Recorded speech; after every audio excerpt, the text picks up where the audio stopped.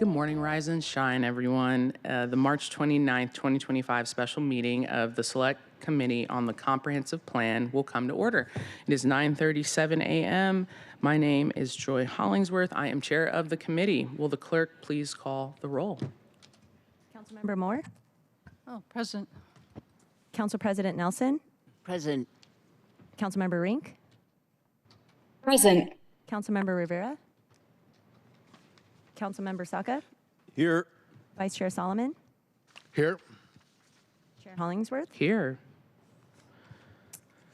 Chair, there are 6 members present. Awesome. And just for the record, Council Member Kettle and Strauss, they are both excused today. We will now consider the agenda.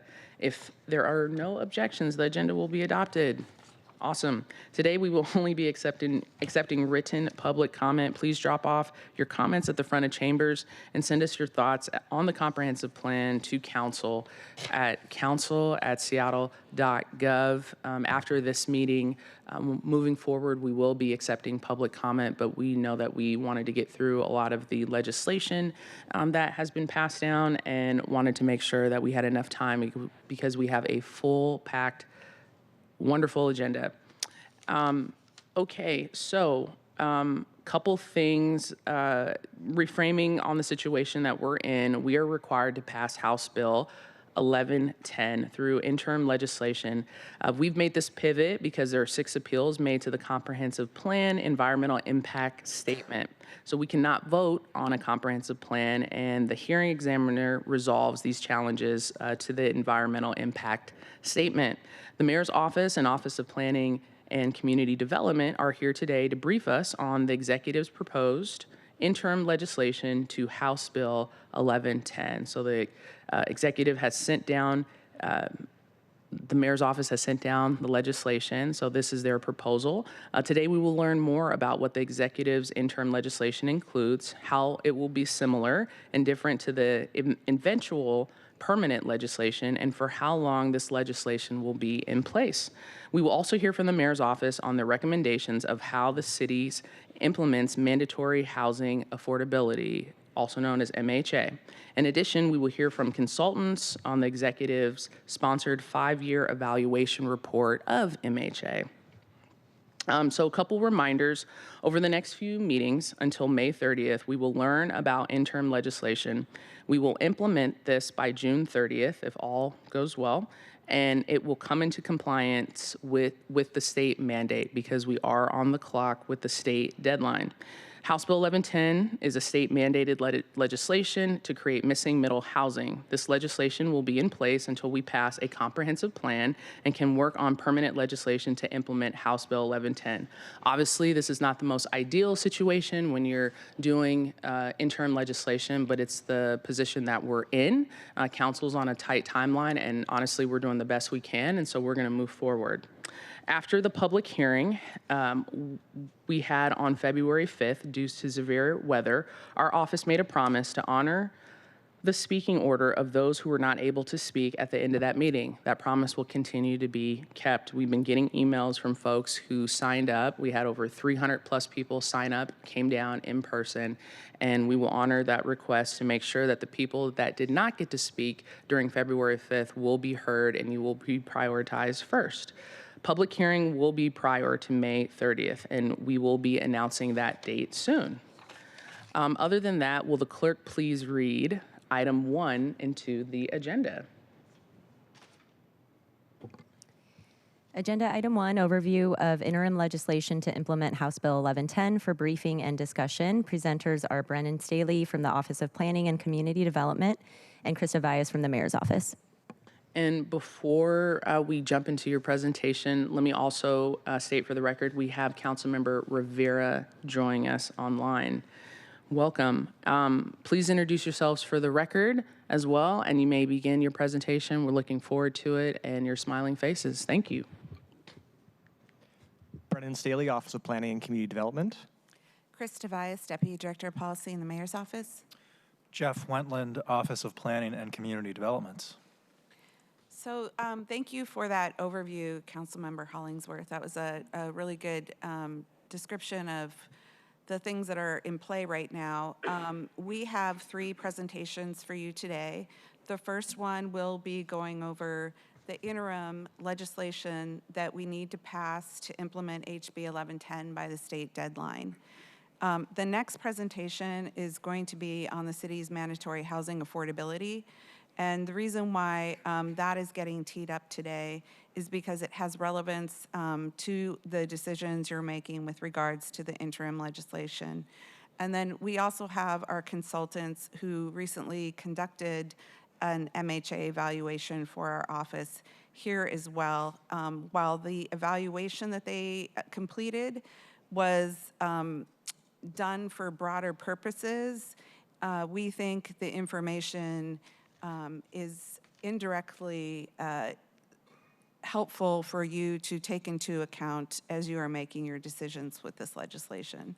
So I also just want to note that yesterday we did transmit the actual comprehensive plan legislation down to the City Council, and we are continuing to work on finalizing the permanent HB 1110 legislation along with the neighborhood centers and corridors legislation.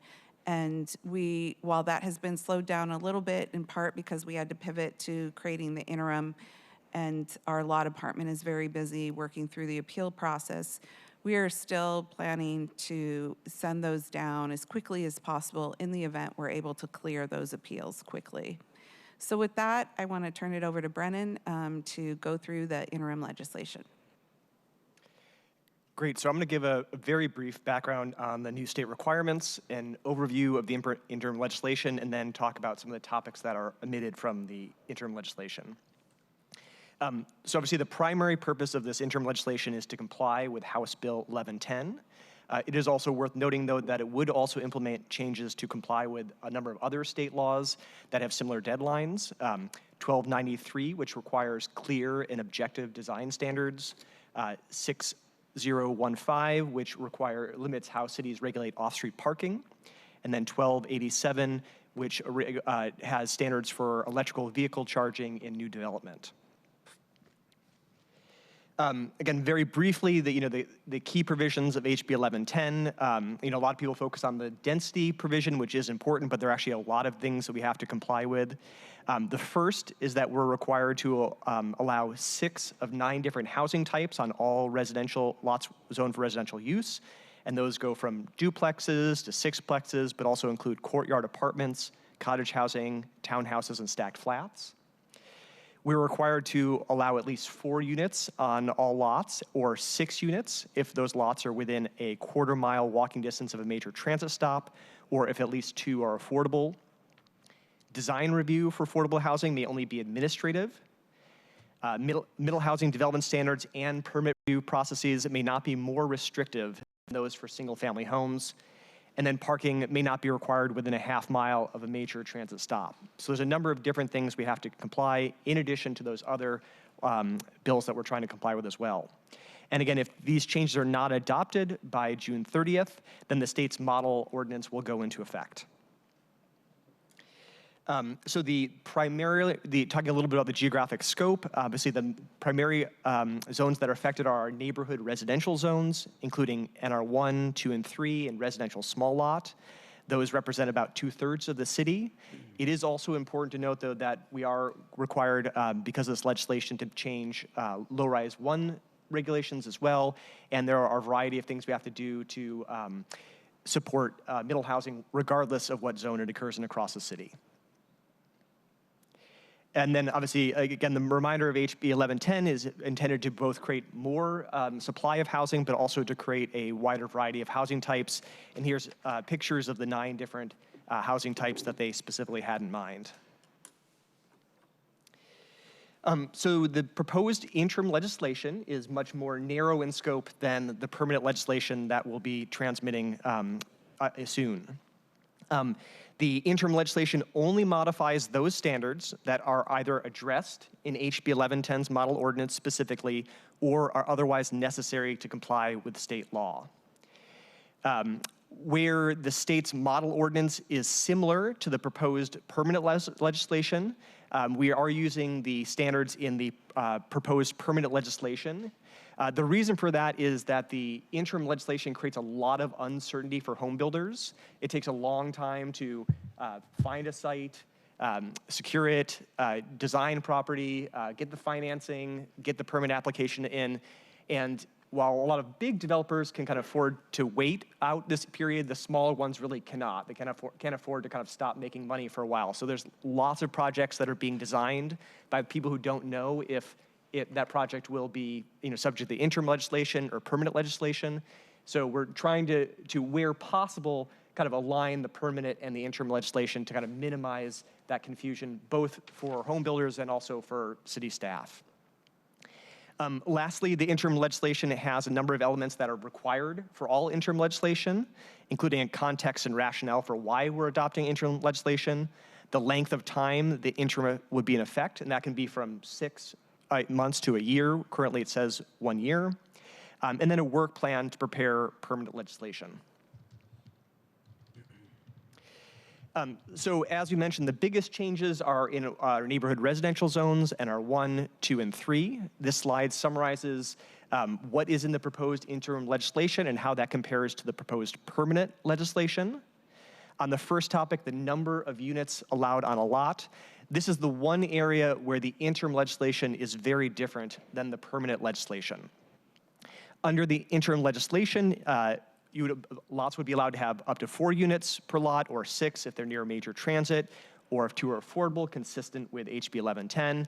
And that would only apply to existing lots. So if you have a 5,000 square foot lot, you'd be allowed to have 4 or 6 units. If you have a 500,000 square foot lot, you'd be allowed to have 4 or 6 units. And if you chose to subdivide those lots, then that allowance wouldn't go away. You wouldn't be allowed to have 4 or 6 on those subdivided lots. So that is basically the absolute minimum necessary to comply with state law. The permanent legislation would use a density limit so that larger lots would be allowed to have more units, so that it's not kind of just based on what the lot size is today. The next topic is the floor area ratio. That's the ratio of the amount of square foot you can have in your building to what's on the lot. So to find out how much building you can have on your lot, you take the floor area ratio and multiply it by the lot size. So that basically regulates how big can buildings be. So the interim legislation, the FAR would vary based on the number of units on the lot. It would start at an FAR of 0.6 if you have 1 unit on the lot, and it would go up incrementally to 1.2 FAR if you have 4 or more units on a lot. And so to make that practice, if you have a 5,000 square foot lot and you're going to build 4 units, you'd multiply that 1.2 FAR by the lot size, and that would say you could have 6,000 square feet. And so that would be 4 units that are each 1,500 square feet. So these are kind of 2-bedroom or 3-bedroom units if you're maximizing your floor area on a small lot. The permanent legislation is the same as the interim, except that it would also have additional bonuses for stacked flats and low-income housing. The remaining ones are for the same for the interim and the permanent. So the height limit would be 32 feet plus pitched roofs, again, 3 stories generally. The amount of the lot that could be covered by buildings is 50%. And then the setbacks, that's the distance that buildings would have to be set back from a lot line, would be 10 feet for front yards, 10 feet for rear yards, or 0 if they have an alley, and then 5-foot setbacks in the side yard, or 0 if they're on an alley. And I do want to clarify for people, even if you have 0 setback on an alley, that doesn't mean you can necessarily put a building right on the alley. The garages are still subject to turn radiuses to make sure it's easy to turn into there. So that means that garages still, even with a 0 setback, have to be set back generally 4 to 8 feet to allow for that turning into the garage based on the size of the lot. So those are the changes to the NR zones. There would be important but more minor changes to the residential small lot zones. We would have to update the density limits to comply with HB 1110. We are proposing to have that same increase from 30 feet to 32 feet for both, that is in neighborhood residential zones. We would also increase the floor area ratio so that it would be equal to what's proposed in neighborhood residential zones as well. There are then a variety of other smaller changes that are required as well. We do have to update various standards in low-rise zones, both to comply with HB 1110, but also the requirements that design standards be clear and objective in 1293. We would remove residential parking requirements for middle housing throughout the city if it's within a half mile of major transit, again, as required by HB 1110. We'd have to modify certain parking size and tandem parking requirements in order to comply with 6015. Modifying standards for pedestrian access and circulation, as well as access requirements, again, by 1110. We would exempt middle housing from parking requirements, again, consistent with 1110, and then update the EV charging requirements as well.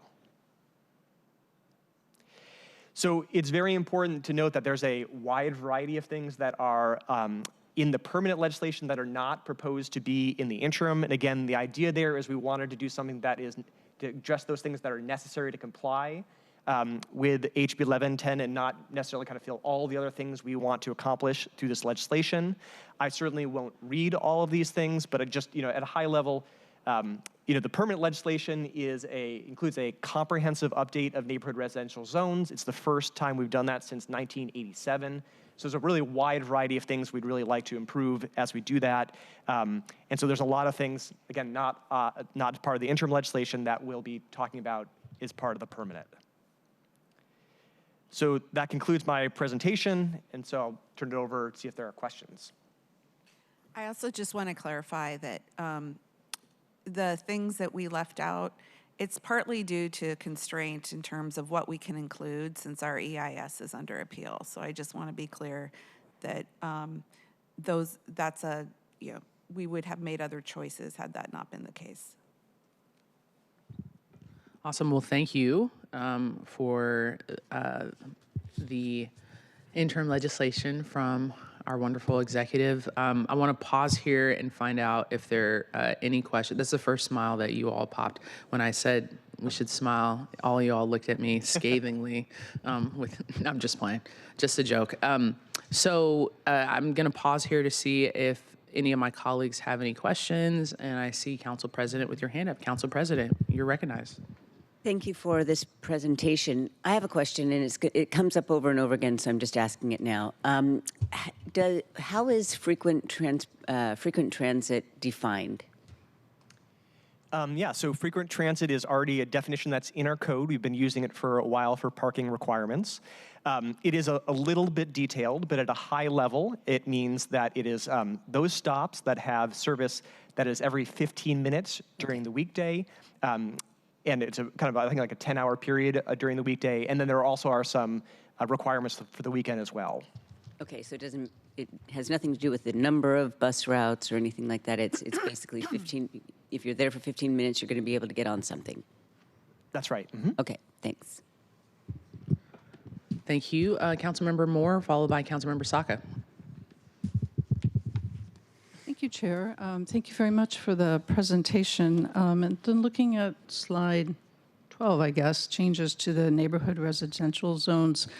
Can you just explain the thinking? I see that the two top columns between the interim and permanent legislation, there's a significant difference. And I'm most particularly interested in the FAR because I have been meeting with proponents of stack flats like Matt Hutchins and others who talk about the need to have a minimum of 1.4 to be able to really pencil stack flats and actually needing even more FAR than that. So, so I'm just curious as to why a decision was made in the interim legislation to not include what I think are good additional bonuses for stack flats and low-income housing.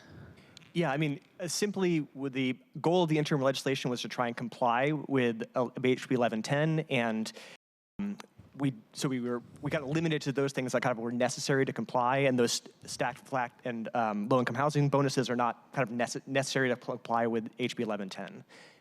Again, the constraint is our EIS is under appeal, so the substance of what's in the EIS addresses the impacts of development. And so we are not able to take a formal vote on the permanent legislation right now while our EIS is under appeal. So it's on advice of our attorneys, we are hewing very closely to the model code ordinance as long as our EIS is under appeal. Okay, so let me just clarify. So you're saying that because the EIS is under appeal, we are legally prohibited from including in the interim legislation additional FAR and bonuses for low-income housing? I wouldn't necessarily put it that way, but I think we can also maybe take this conversation offline if we're going to start getting into attorney-client privilege information. But the short answer is yes, that the fact that our EIS is under appeal is limiting our ability to put additional things into the interim legislation that we would like to see in the permanent. Okay, yeah, I would like to have clarification as to whether the differences on FAR and number of units is related to between the interim and permanent is because of legal constraints versus just a policy decision that we don't want to take that step at this time. So that clarification would be helpful. Yeah, and there was some judgment used in this, and I do think there's some gray areas, so welcome to have that conversation with you. Okay. And I think another thing that would be helpful is if you could, in the chart, can you specify, so let me go back to looking at my questions.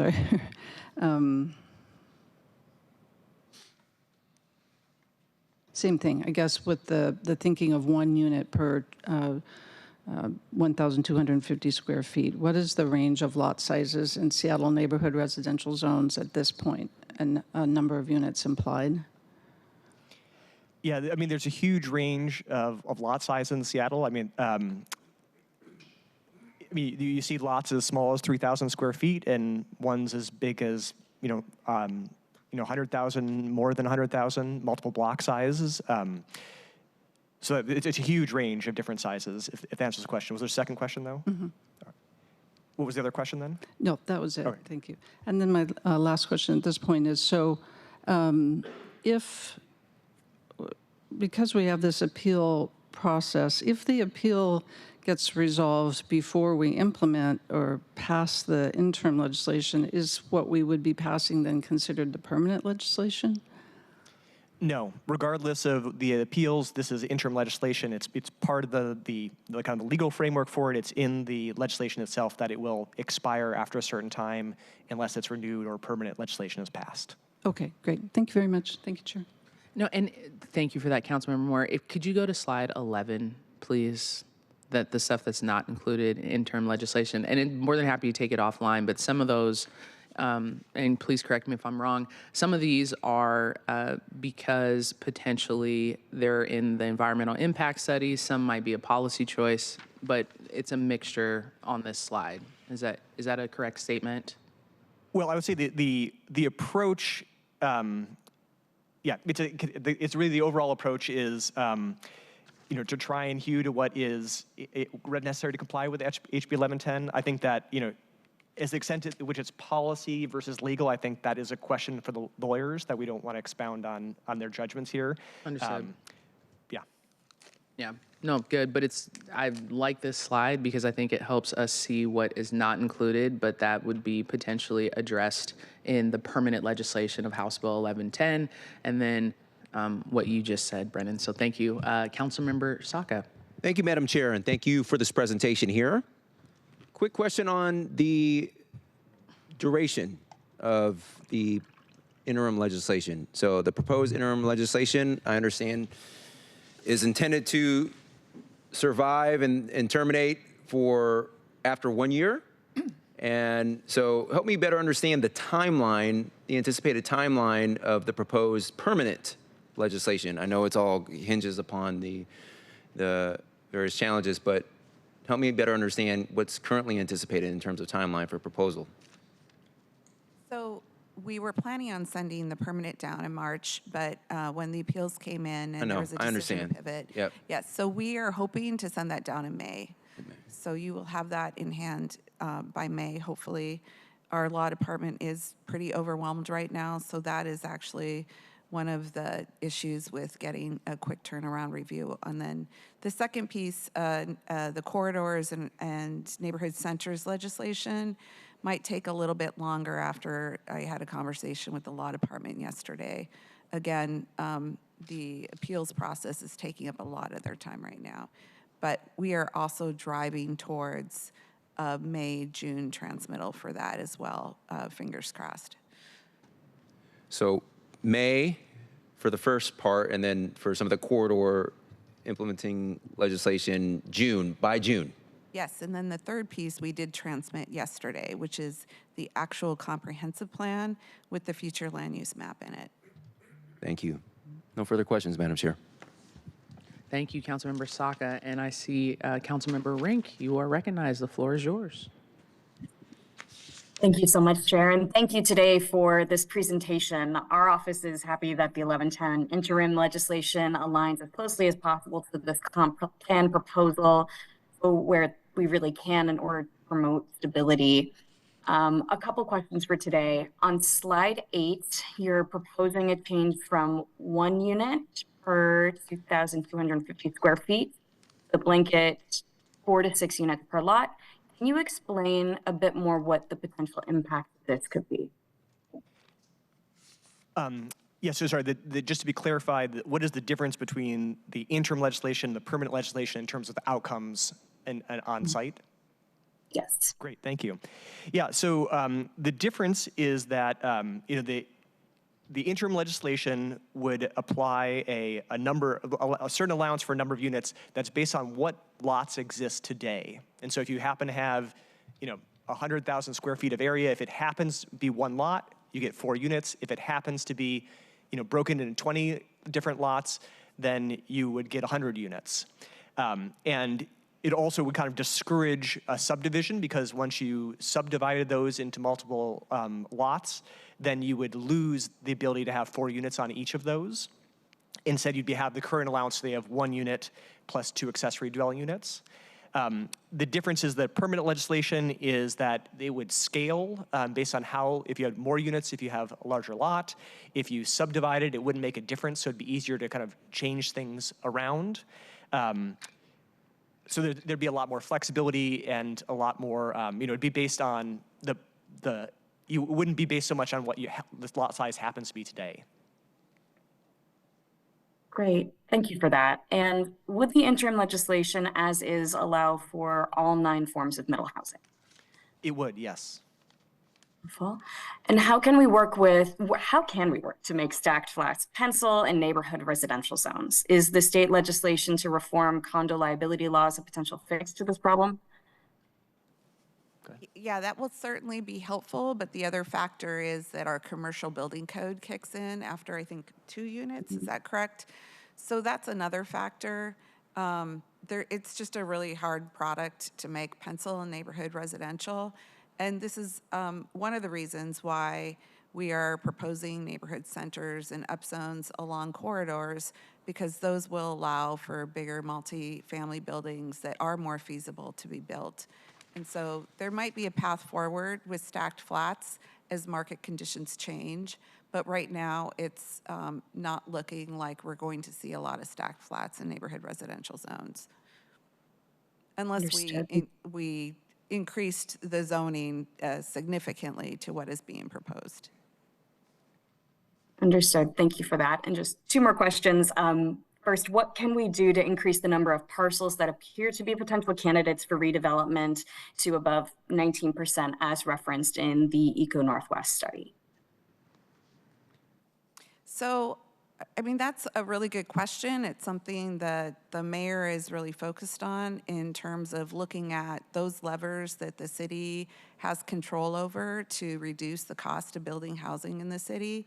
And I think that's a good segue into our next presentation, starting with our recommendation to not extend the mandatory housing affordability program into neighborhood residential is that will add cost. And we are seeing through the Eco Northwest report, I also have another one in front of me from UC Berkeley's Turner Center for Housing and Innovation that also concludes that middle housing is a really difficult type of small-scale development that is difficult to pencil for a variety of reasons. I would recommend everyone pick that up and read it. But it echoes a lot of what we had in the Eco Northwest study about the difficulty of making middle housing pencil. And so today we're going to talk about one of the things we would recommend to make it more feasible in neighborhoods. I will also say that we went out with our first draft with a smaller FAR, and OPCD's thinking on that was that smaller units would be more affordable. So there was good intent behind OPCD's recommendation with that, but we got a lot of feedback asking to increase the FAR.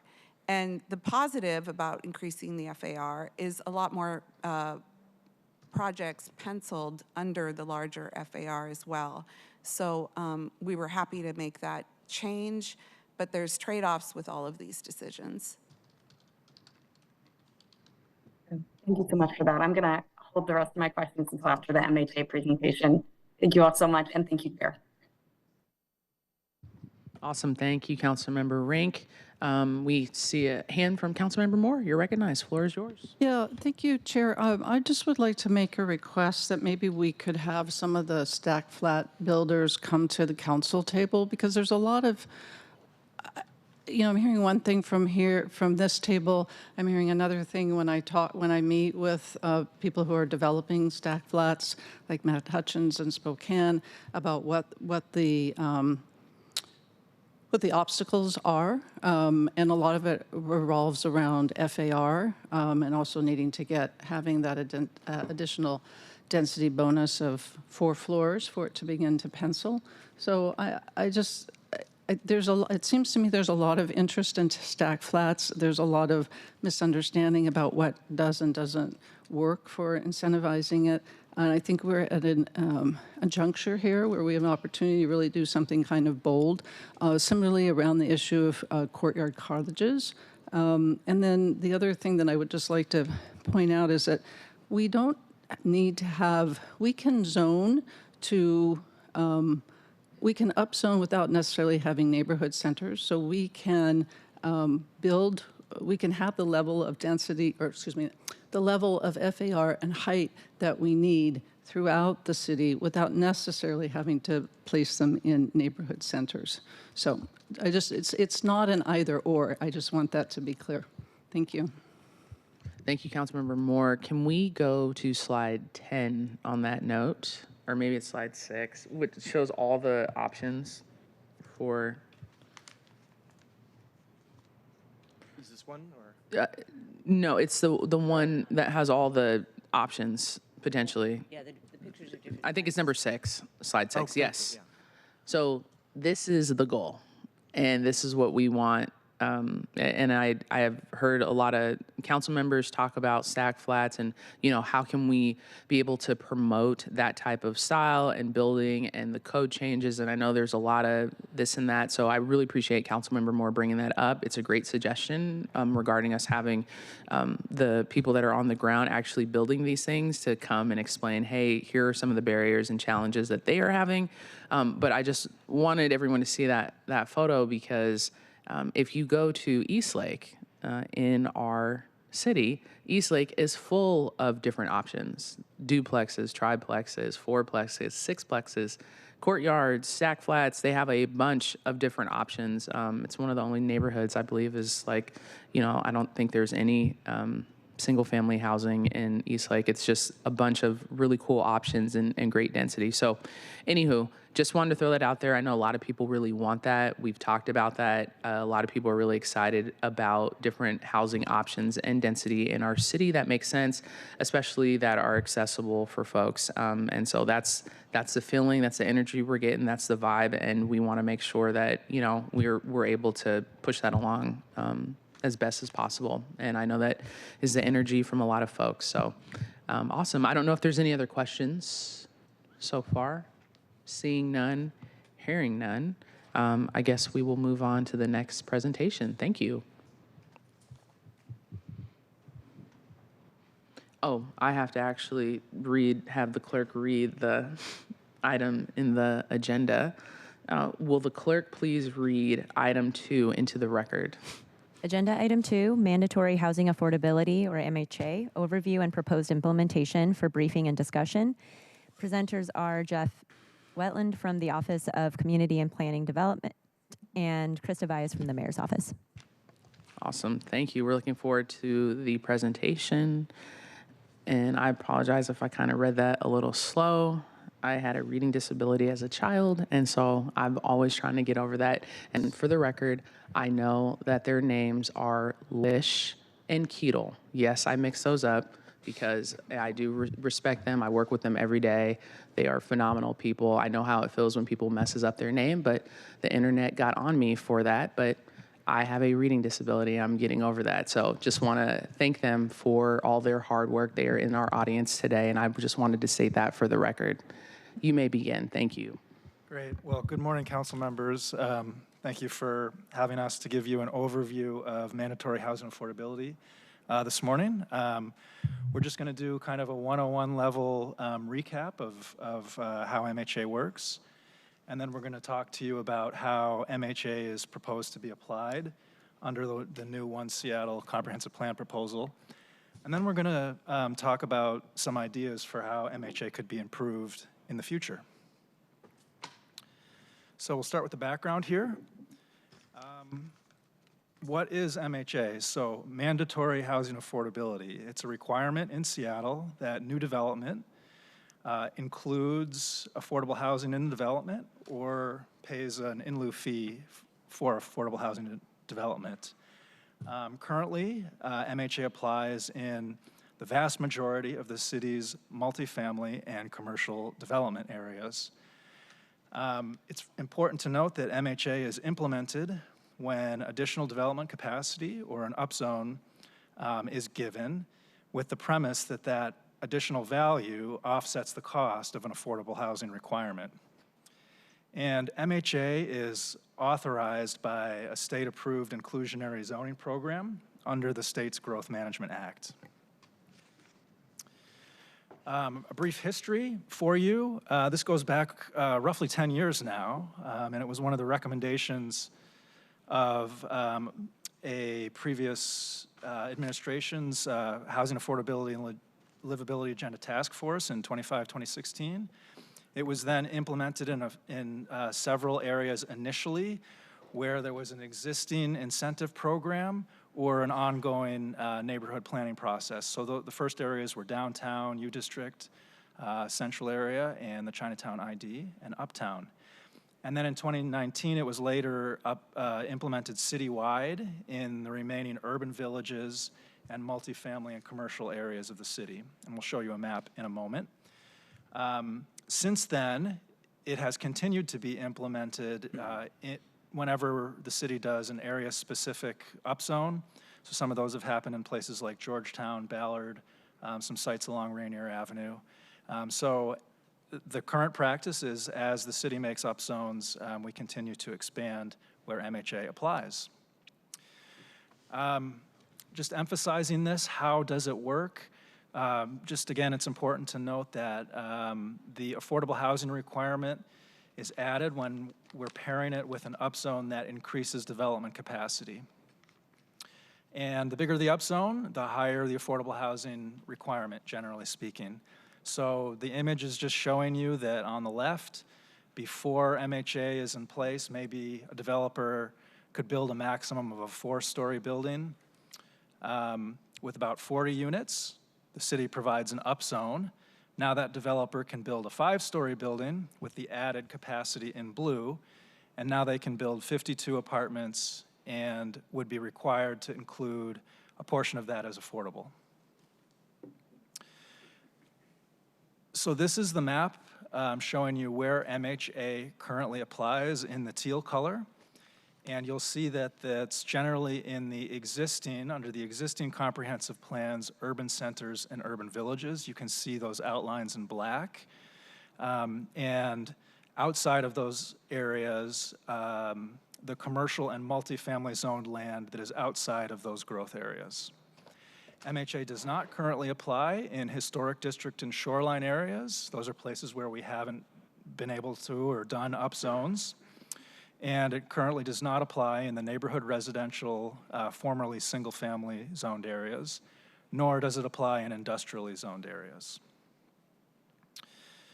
I want to take a minute just to give you an overview of the program's affordability requirements. So remember that developers have the choice of performing, where they build the units on site with the development, or making an in lieu payment. If a developer chooses the performance option, the affordable housing must be provided to households with 60% area median income or below, and those units must be maintained for 75 years. The in lieu payment option is intended to approximate the cost of that on-site affordable housing. The requirements are calibrated by a few factors. One of them is the market strength area of the city. So in higher market strength areas, on this figure, the highest cost or market strength areas are in pink. You have a higher affordable housing requirement.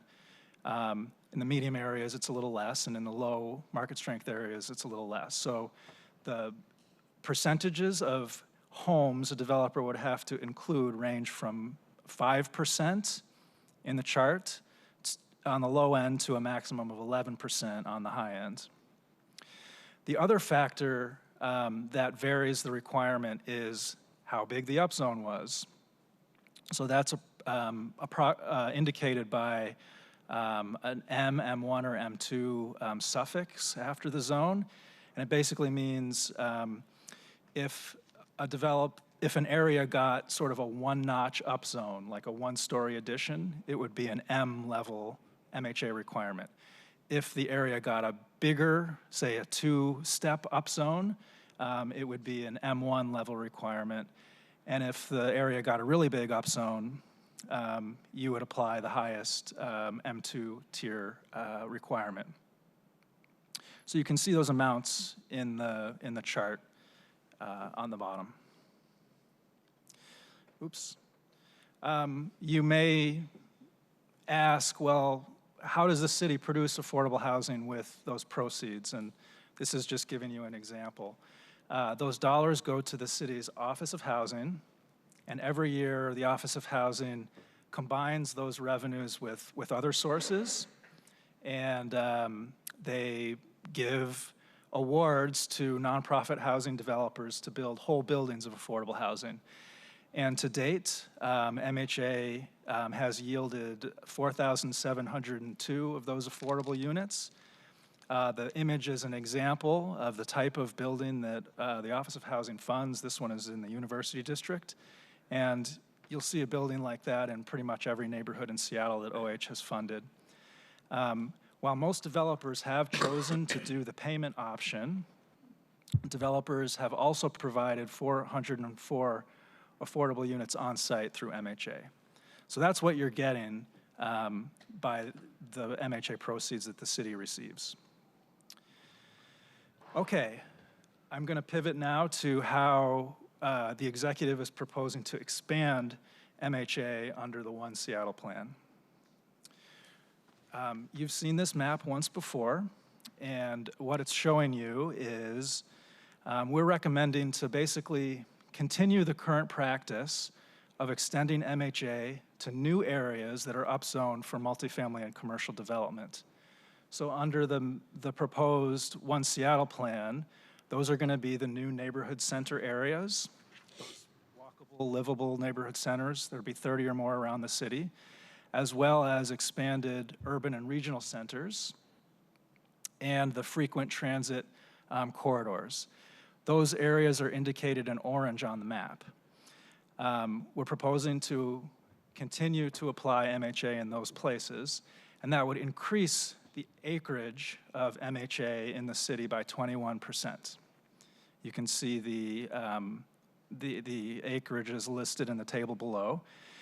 And we're also recommending to continue the existing and current practice of not applying MHA in the neighborhood residential zones.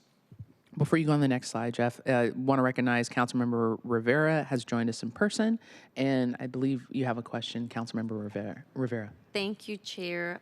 Just a quick question on the creation of those 4,700 units. You said to date, so does that mean since 2017? I just want to make sure I'm understanding correctly. Well, since the program was implemented in phases, the first of which was 2017 and then later in 2019. And those numbers are run through, I think, the end of 2024. So when I say to date, it's the best numbers we've got. From 2017 to 2024. Correct. Thank you. Yep. And just to be clear, those numbers are combined revenue sources to create those units. It's not MHA alone that created that many units. So this is important. We want to take a minute to tell you why we're recommending that we exempt the neighborhood residential areas from MHA requirements. The first reason here is that HB 1110, as mandated by the state legislature, already requires that the NR zones include a built-in density bonus for affordable housing. So there's a requirement in there that comes with that legislation that if at least 2 of the units are provided as affordable, you get to go up to 6 units instead of 4 on a typical lot. So that's reason number 1. The next several reasons are because we really want to prioritize seeing the production of middle housing in the new neighborhood residential zones. Everyone agrees that middle housing is a high priority, and we want to make sure it comes to fruition. We know that current market conditions for housing are already quite challenging, and you'll hear today from experts about that fact. The report commissioned and prepared by Eco Northwest of the neighborhood residential zones found that 80% of the parcels in the new NR areas will not support a middle housing project that can pencil economically. We also know that MHA provides some particular and unique challenges to small-scale developers. So the Burke and Heartland report found that when they were looking back at the 2019 upzones, the upzones that were provided in the low-rise zones created somewhat limited development value for small-scale and townhome-scale developers. The changes to the NR zone would be similar to those. The types of small-scale developers just sort of they have more difficulty addressing the MHA requirement than big institutional developers in downtown or a very high-density, large-scale development. There are some unique challenges there. We also are noting that what we're proposing in the NR zones is pretty modest in terms of the scale of the upzone. Some of the upzones that were applied to put MHA in place in other areas were significantly changing the scale of development, adding multiple stories that you could build, really large-scale changes to the form that could be built. And that's just not the case with what would be done here in neighborhood residential. So we're skeptical that the scale of those upzones are in the spirit of what would be required to apply MHA. And we do want to tell you that many cities with inclusionary zoning programs like MHA, noting that there's particular challenges for small-scale developers, they exempt low numbers of units from an inclusionary requirement, which is typically in the 5 to 30 unit range. That's quite common for peer cities that have similar programs. So in sum, we want to emphasize that production of middle housing is very important, and in order to make sure it happens, we are recommending not applying the MHA requirements in those areas. And I'm going to turn it over to Krista, who's going to tell you a little bit about some ideas for how MHA could be improved in general. Before we pivot, are there any questions about what we just covered, or? Yeah. Yeah, Council President Nelson? How much does MHA generate right now? That's a good question. I don't have that figure off the top of my head, but the consultants have in their slide deck a really nice slide about all the revenues that have been generated on an annual basis. So we'll be able to take a look at that. But in past years, it has been substantial, not so much in recent years, due to the challenging housing market conditions. Again, MHA works only to the extent new housing actually gets built. Well, okay. It's in their report, though? Correct. All right. Thank you. And Councilmember Moore? Oh, thank you very much. So let's see. I guess the first issue here is that neighborhood residential upzones in 2019, low-rise upzones may not be of similar scale. So I think suggesting that the evaluation findings for low-rise upzones, they are not going to be necessarily fully applicable to neighborhood residential upzones. I think you made the case that this report found that they were of limited value to townhome developers, but the neighborhood residential upzones are going to allow significantly more units than are currently allowed because we're going to be increasing density to 1 unit per 1,250 square feet. So I guess I just think that we're not really comparing apples to apples when we say it didn't work for low rise, therefore it wouldn't necessarily work in upzone neighborhood residential. Has there been any evaluation of how MHA would work for, what would its impact be on other housing types that are contemplated by HB 1110, like stacked flats, which are they pencil out at 4, 5, 6 stories, and actually we're talking about neighborhood centers being allowed to have MHA. Well, neighborhood centers are actually located in neighborhood residential right now. They're not suddenly in a commercial zone. They're now in a neighborhood residential that we're just allowing in this particular area to go high. So, and you're really going to open that up. So, can you just answer that question? So just to be clear, we are recommending expanding MHA into the neighborhood centers and along the corridors where there will be higher density proposed there.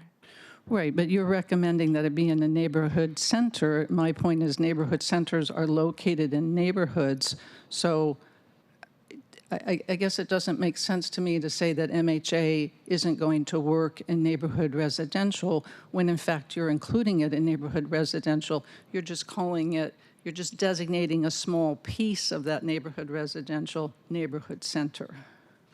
Yeah, and I think the key difference there is that neighborhood centers would have higher zoning and bigger upzones that would allow for a pleasant, walkable community of multifamily buildings with, 4, 5, 6 stories, whereas the neighborhood residential zones are a lower scale zone that doesn't have as much of a zoning increase. But you could do a story bonus in a neighborhood residential for MHA, right? You could zone it so they could get if they went 4 stories, they would get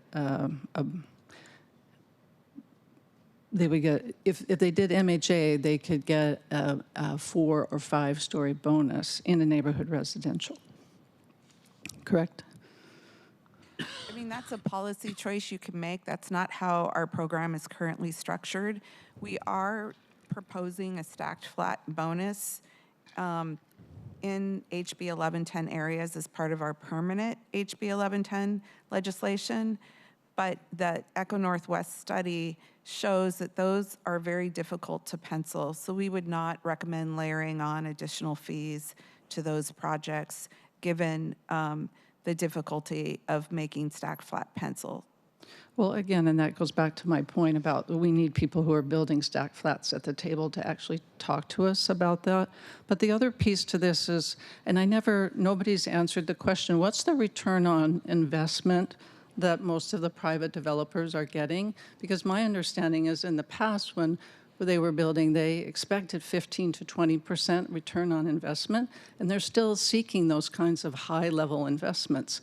If you talk to some of the smaller for-profit developers, like people who are doing, Corday Allied 8, where they're doing really innovative work with co-ops, they're not looking to make more than 10% return on investment. And so things do actually pencil out. When we talk about penciling out, are we talking about we're penciling out at 15% profit, or are we talking about penciling out at 10% profit? Like, nobody's really answered that question. What does it truly mean to pencil out? Yeah, there's an interesting discussion about returns on investment in the Berkeley study that I cited, and there can be a wide range. My understanding is it depends on how you get your financing and whether your investors, what kind of return they might expect. But small-scale development do not have the typical financing options that larger development has. But we do have, our consultants in the audience who will be coming up for the next presentation on the MHA evaluation, and a lot of expertise in housing feasibility and economics, and they actually went into a lot of that in their evaluation report. So I think it'd be great if, we wanted to continue this discussion, that we tap our experts while they're here for that. Yeah, I think we need to do a lot more deep dive, and I also have some questions about who did the study and kind of where they're coming from. And I guess the other point I want to make is that HB 1110 doesn't mandate 2 affordable units on every development. If you put 2 additional, you can get 6 if 2 are affordable. So there's no mandate. So I just want to correct the record that there's no mandate for affordability through HB 1110, and that's something that we are trying to look at through the interim and even permanent legislation. And also, the other point, we do have a lot of different funding sources for affordable housing, but we've been looking at the Jumpstart tax, and we all know that the Jumpstart tax has come in significantly lower than we anticipated it to come in. We also know that last year, to cover some of our budget, we pulled from the Jumpstart the housing money that was set aside in Jumpstart to cover some of our general fund deficit. So we just need to be clear that we don't have a huge pot of money over here that's necessarily going to replace MHA. It is it's, as they say, a braided approach to funding, and we need to make sure that we're keeping all our options available. Thank you. Thank you, Councilmember Moore, and I see Councilmember Solomon. Thank you, Madam Chair. And you may be getting to this later on, but I was wondering if there was a threshold for MHA applicability, especially when it comes to single-family residential or ADUs. Say I've got a lot, I want to put 3 to 8 ADUs on that lot. Does MHA kick in for that? MHA does not apply to accessory units. Okay. In great. other developments where MHA applies to the zone, anytime you're adding 1 or more new housing units, the program applies. Okay, you're saying it does apply? So, I'm sorry, I didn't mean to be confusing. It does not apply, MHA does not apply to accessory units. Okay. All right, so let's say I've got a large lot. I want to split the lot, and I want to put up a couple more houses on that lot because I can. Then does MHA kick in if they're not ADUs? That's correct. Okay. Again, I just wanted to be clear about that for our individual single-family residential property owners out there who may be looking at doing some development, that this could impact them. Yeah, I want to make sure we're all on the same page that if it's an MHA area where MHA is applied by the zone. Oh, okay, all right. Yeah. So when I said yes, it was if MHA were applied to that zone, If you're adding new homes, then it applies. But in today's neighborhood residential, or as we're proposing, the future neighborhood residential, we're proposing that MHA would not apply to those areas. All right. Thank you for that clarification. Thank you. I see Councilmember Moore. Is that an old hand? No, it's due, but Oh, no. Oh, okay. Okay, got it. Councilmember Rink, you're recognized. Thank you so much. I was going to save my questions until the end of the presentation, but just given the discussion here, wanted to chime in with something that I wanted to follow up on. Just to be clear, would mandating a number of affordable units for the 4 units be within the spirit of House Bill 1110? And would that be technically legal under state law? Yeah, the HB 1110 bill, as I understand it, does allow for programs like this to be applied. I think there's some language in there that allows it to occur. You also asked if it would be within the spirit of HB 1110, and the viewpoint from the executive is that the primary goal of HB 1110 is to produce middle housing, and that's where we're coming from, which is we want to prioritize making sure there's production of middle housing. Certainly. Thank you, and thank you, Chair. Absolutely. Councilmember Moore. oh, thank you, Chair. Yeah, I just want to be clear that in talking about looking at applying MHA to neighborhood residential, that I appreciate that doesn't apply to ADUs, and we've seen a fair amount of development, I think, because of that. And I do think that any consideration would need to look at carving out an exemption for people, families who are wanting to develop their lot. So basically, as an attempt to create multi-generational housing on their lot, as also an attempt to create intergenerational wealth building on the lot. So it's not about blanket application. It's about sort of being strategic, because one of the things that we really do want to encourage with this is increased home ownership opportunities and increased affordability vis-a-vis home ownership. So very much mindful of that concern, and certainly would be wanting to consider some sort of exemption for that, to foster that. Thank you. Thank you, Councilmember Moore. I don't see any other questions, but so. Great.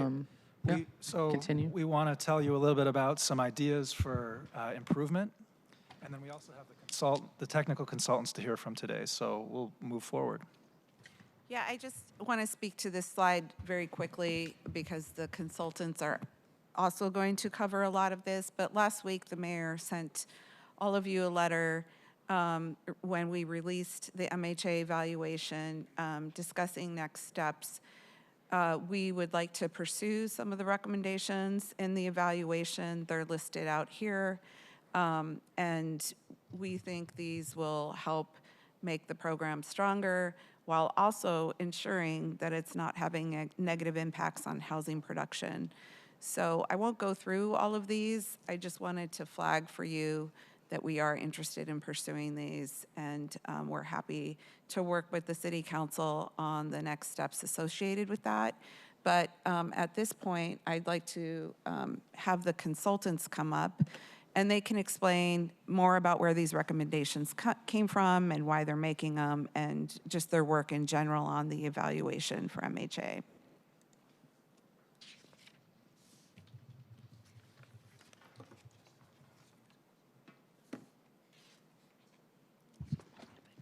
Is this item 3? Because I'll have to read it into the record. Oh, yeah. This is item 3? Yeah. Oh, awesome. Thank you. Sorry.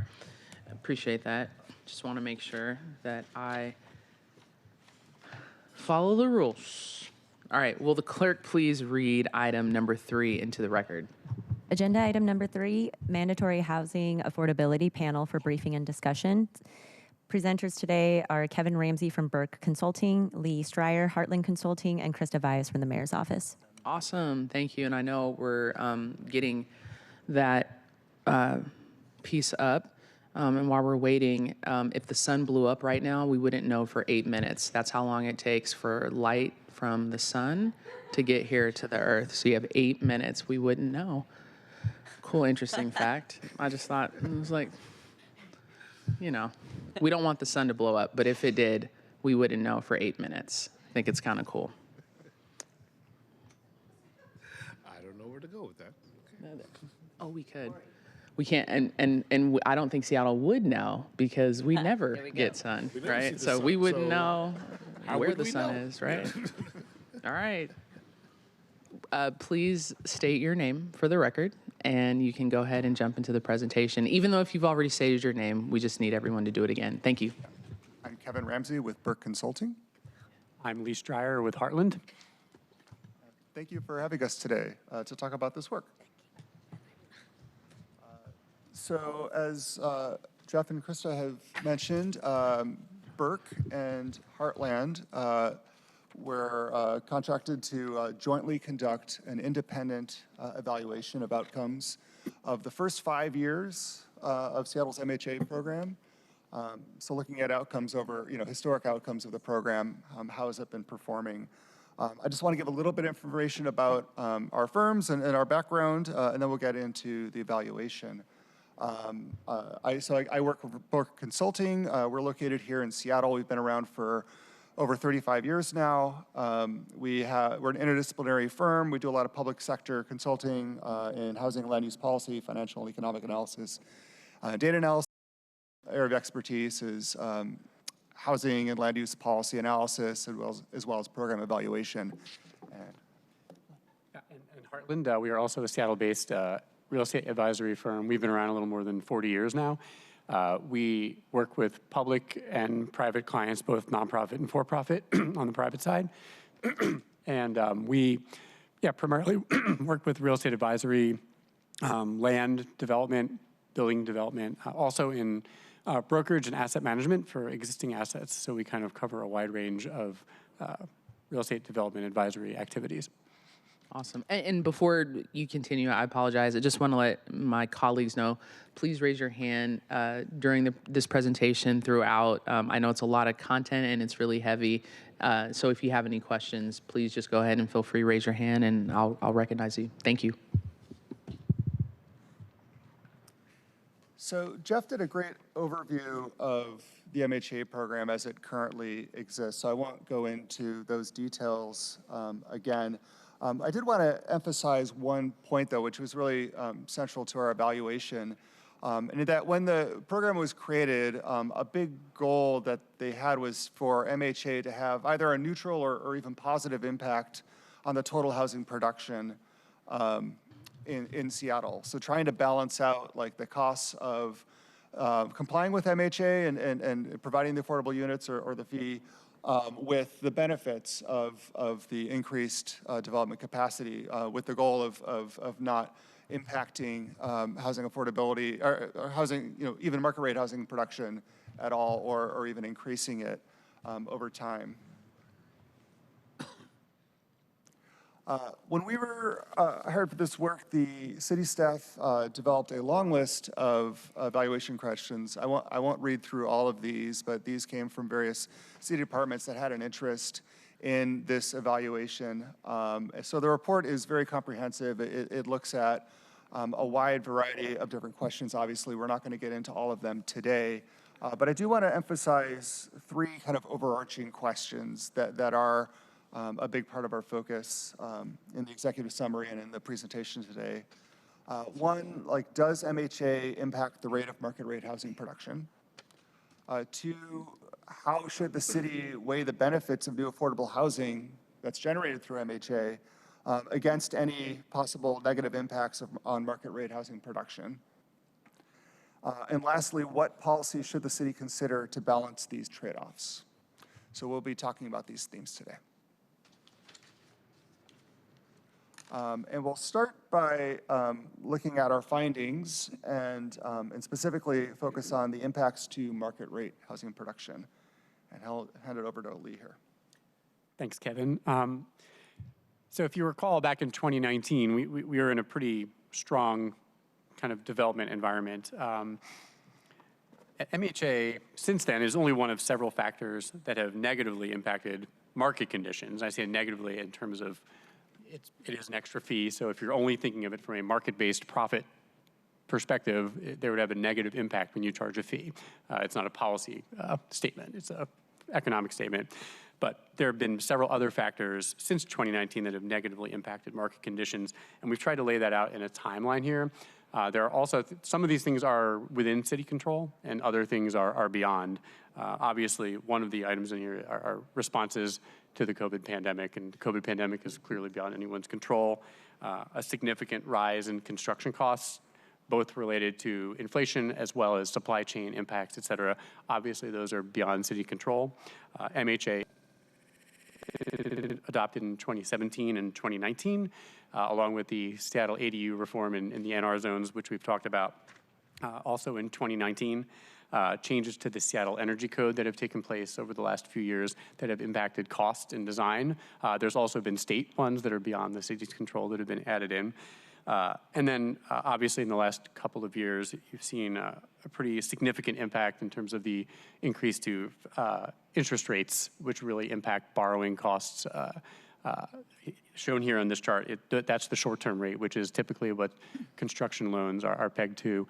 So another increase in development budget costs. So a lot of things have combined that just happened to coincide with when MHA took place in the development cycle to negatively impact the production of housing, not just in Seattle, but nationally. Oh, yeah, and one other point that's important to make here at the bottom, the last bullet, is that rent increases, while rent has gone up in the several years since 2019, they have not kept up with a lot of these other inflationary impacts on development.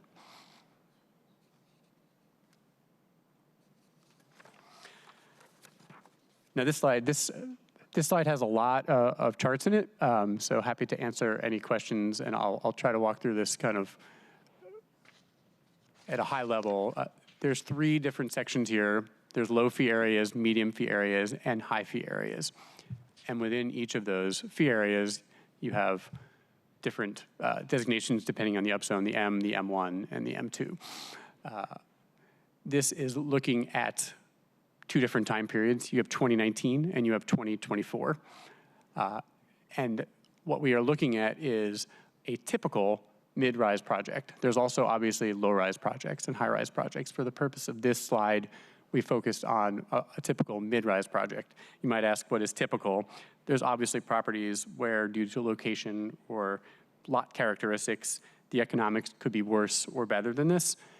We've used a lot of median rents and median costs and median land costs, et cetera, to inform the economics of a typical mid-rise project in 2019 and 2014.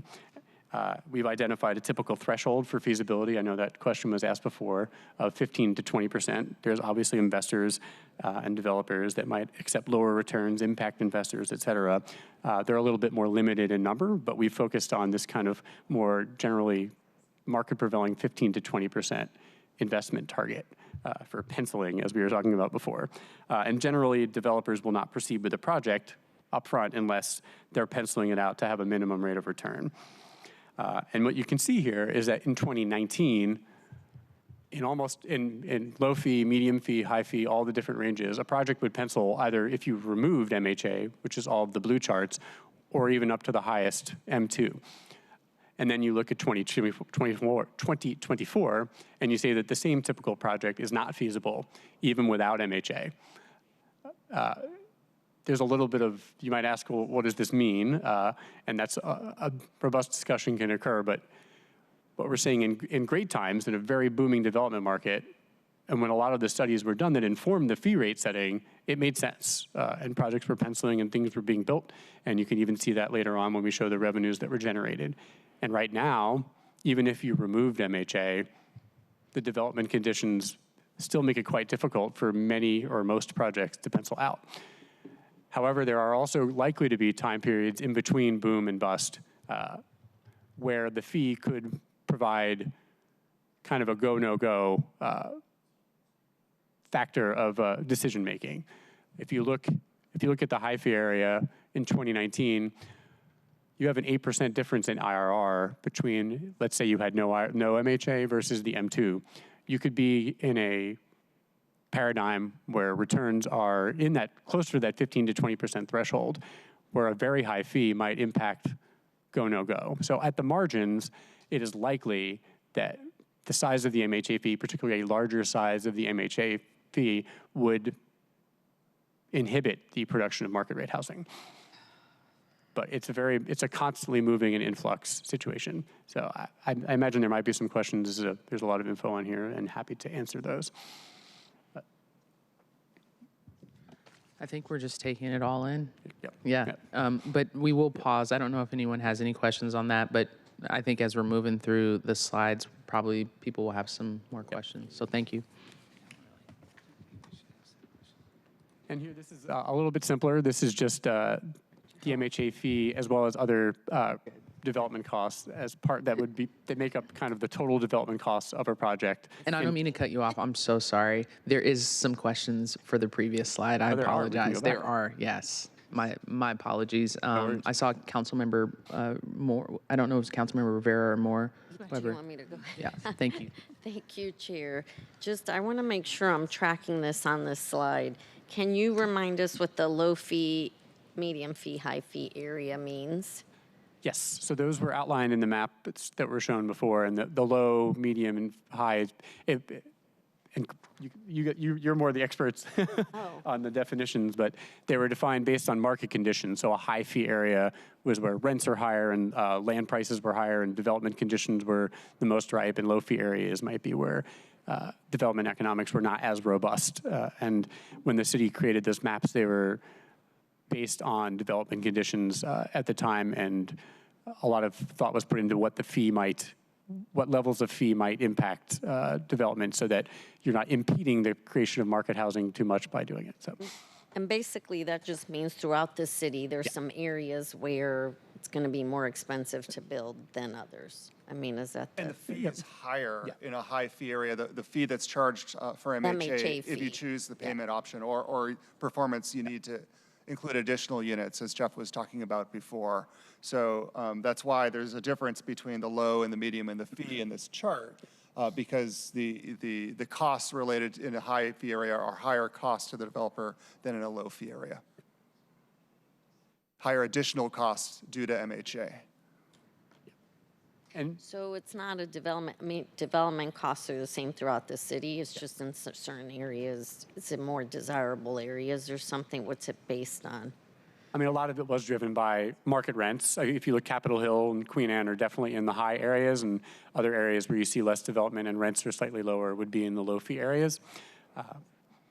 Okay. So the idea, would there be more potential for returns because you're getting higher rents in Capitol Hill, for example, but there's also higher costs due to MHA, and this is looking at the impacts of those costs. And it's important to note that downtown and South Lake Union are not included in any of these. They're not shown here because they have entirely different economics and often different building topology.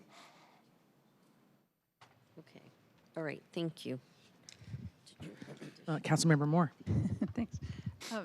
Do we have a map that shows us where these various areas are? That would be helpful. There was one included in the prior MHA presentation. I'm sorry? There was a map included in the prior MHA presentation that we just did. No, not that one. No, it's the MHA. Oh, is this the page 24? Is this it? That's Oh, okay. This one. Did you find it? Oh, yeah. This one is yes. the winner. Apparently, we had multiple maps in our presentation. Yeah, I guess the other question though is how much building was going on in the low fee areas? Like, We have a how map do we later on that compare that? shows, like, point level, like where, you can kind of see visually what the dispersion of development over the past 5 years was across the different areas. I don't think we have any charts in this particular presentation that breaks it down. There is less in the low fee areas. There was more in the medium and higher and you'll be able to see that in the map coming up. So I guess part of my question would be, does the volume create a change in the fee as well? The volume of development? The fees were set once at the beginning of MHA, and they have not been recalibrated to any volume or anything like that. Yeah, they increase with inflation or cost of living adjustment each year. Yeah. But they have not been, that's been set since the legislation was passed. Okay, thanks. Sorry, Chair, one more question, if I may. My apologies. Yes, Councilmember Rivera. It's just, I think Councilmember Moore and I are kind of going back and forth, but the low, medium, high is impacted by the cost of the development, the rents and the development projects themselves. So are you saying if there's a development project where it's higher rents, you're going to see higher MHA If fees? you build a project in a high fee area, you are charged a higher fee, payment fee for MHA than if you build one in a low fee area. And I guess the question is, what determines the high fee area versus the low? It's mapped out. It's per the zoning code. But It was I'll let the experts predetermined as answer that. part of It's zoning. actually, it's the map that's in your presentation. If you're in a high fee area on that map, you pay the higher amount. So we zoned it. This area here is high, this area here is low, Right, this area over here is medium. Correct, As and- per the map. Exactly. That's Those what's were determining. made based on the high rent or higher market strength areas of the city based on some data. But once the map was set, it is what it is for those boundaries. Okay, and then, thank you. And then back to this bar graph, then the high fee areas where the area in the pink here, developers are saying that's what's penciling out. Development in that high fee area. Oh, well, medium, I guess, sorry. In 2024, for instance. Is that what this is indicating? I'm sorry. So nothing is penciling in 2024. And so you can see that gray bar that goes all the way across, that's the threshold. That's the minimum. Yeah, so Got if it. you, Okay. at 2019, you see everything above that bar, right? That means they're penciling. So nothing is Yep. penciling, although the medium fee area is doing better than the other, but nothing is penciling, so nothing's getting developed. Exactly. That's correct. And as I noted, there could be lots. I mean, there's not nothing being built. There are things that can get built. So, Right. but the typical project, which it's a difficult word to define, but the median project is not being built now. And we wanted to be clear that, like, just if you removed MHA and said there's no more fee, that might not even make a big difference right now. Also, these are 2024 numbers. We're in 2025, and things might already be different. And so it's the rate of return that is the minimum looks to be between 15 and 20%. Yeah. Thank you, Chair. Sorry. Awesome. No, you're good. No worries. Numbers in 24, though, track to our permits going wildly downward. Yeah. Thank you. Council President Nelson. I keep thinking to myself, I must be reading this wrong because it's staggering. It's a wonder that anything gets built at all, right? With or without MHA. I mean, nothing is hitting the typical project feasibility threshold, correct? Yep, That's correct. what I'm reading here. So, and this map that you showed, that was in the other presentation, shows medium, low, medium, and high. That's basically desirability to build, right? But within each, taking away those colors, is MHA different for a low-rise zone than a high-rise zone per square foot? Is the MHA Is the fee fee, is the fee charged per square foot, it's different. So very the much fee so, is yeah. different according to the area of the city and also the particular zone, low-rise versus 160-foot towers or whatever, right? The size of the building does not impact the fee. So a high-rise, a mid-rise, and a low-rise is defined based on where you are located in those maps. So Right. yeah, It's just a per square foot number. Well, then that just makes sense that a taller building can better afford MHA than a smaller building because you're absorbing that cost for the whole building, basically, even though it is per square foot or so. It just makes sense that MHA would be, it's a cost that's harder to bear for the smaller building with fewer units that are going to provide a return on investment ultimately. I mean, it makes sense. Excuse me, I'm getting over a cold I had last week, but no longer, no worries. But if you are able to pencil out a high rise, in theory, I mean, it's a much more expensive construction type to build anyway. So that's if that's building out, it would be able to bear more per square foot than a low rise building, just because of the economies of scale and the reason why you're building such a high rise development to begin with. Got it. However, we're not even showing high rise here. That's an even more bleak situation at the moment to pencil out in terms This of is costs and which, rents. so you're saying you're not even showing high rise, you're showing low rise only here? Sorry, this is for a typical mid-rise project in these typical charts. mid-rise, okay. In the longer report, we did analyze multiple different building How many typologies. stories is a typical mid-rise? How many stories? Stories, yeah. 6, 7, 8. I think. Got it. I'm trying to even remember which one we showed here, but I think it was a 7-story building here. And that's where most of our affordable housing is built. Yeah. Thank you.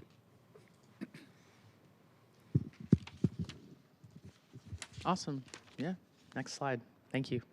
All right. This slide has a simpler chart, and this is kind of just a graph showing total development costs. And kind of once again, the costs here in the middle, so the soft costs, your design and engineering, your hard costs, and your financing, those are kind of elements that you're going to see not just in Seattle, but throughout the region, King County, et cetera. Then the land and the fee are kind of what are more typical and specific to either the lot or Seattle itself.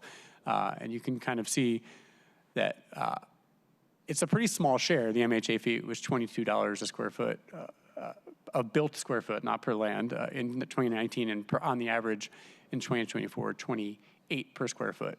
But if you think of it as a feasibility question, when a developer is looking at identifying a project, they're looking at, well, how much, they can't really control those three middle portions, but there's how much can they pay for the land, and that's their negotiation with the landowner, and then there's how much are they going to have to pay for the MHA fee.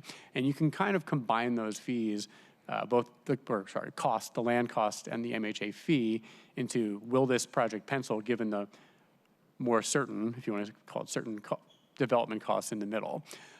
And on the margins, if you have, especially if your fee is higher, if you're in a low fee zone, the margin is much smaller. If you're in a higher fee zone, especially the M2 within the high fee zone, that's going to make much more of an impact when you're in that 15 to 20% IRR threshold area. And one key point here is that this chart really drives home like how the market conditions have changed for developers, in that there's been a 35% increase in total project costs. And as Lee was saying, most of that is not due to MHA. MHA costs went up a little bit during that period as well, but the other costs really ballooned during this period, which really raised the cost, and the potential revenues have not raised the same way.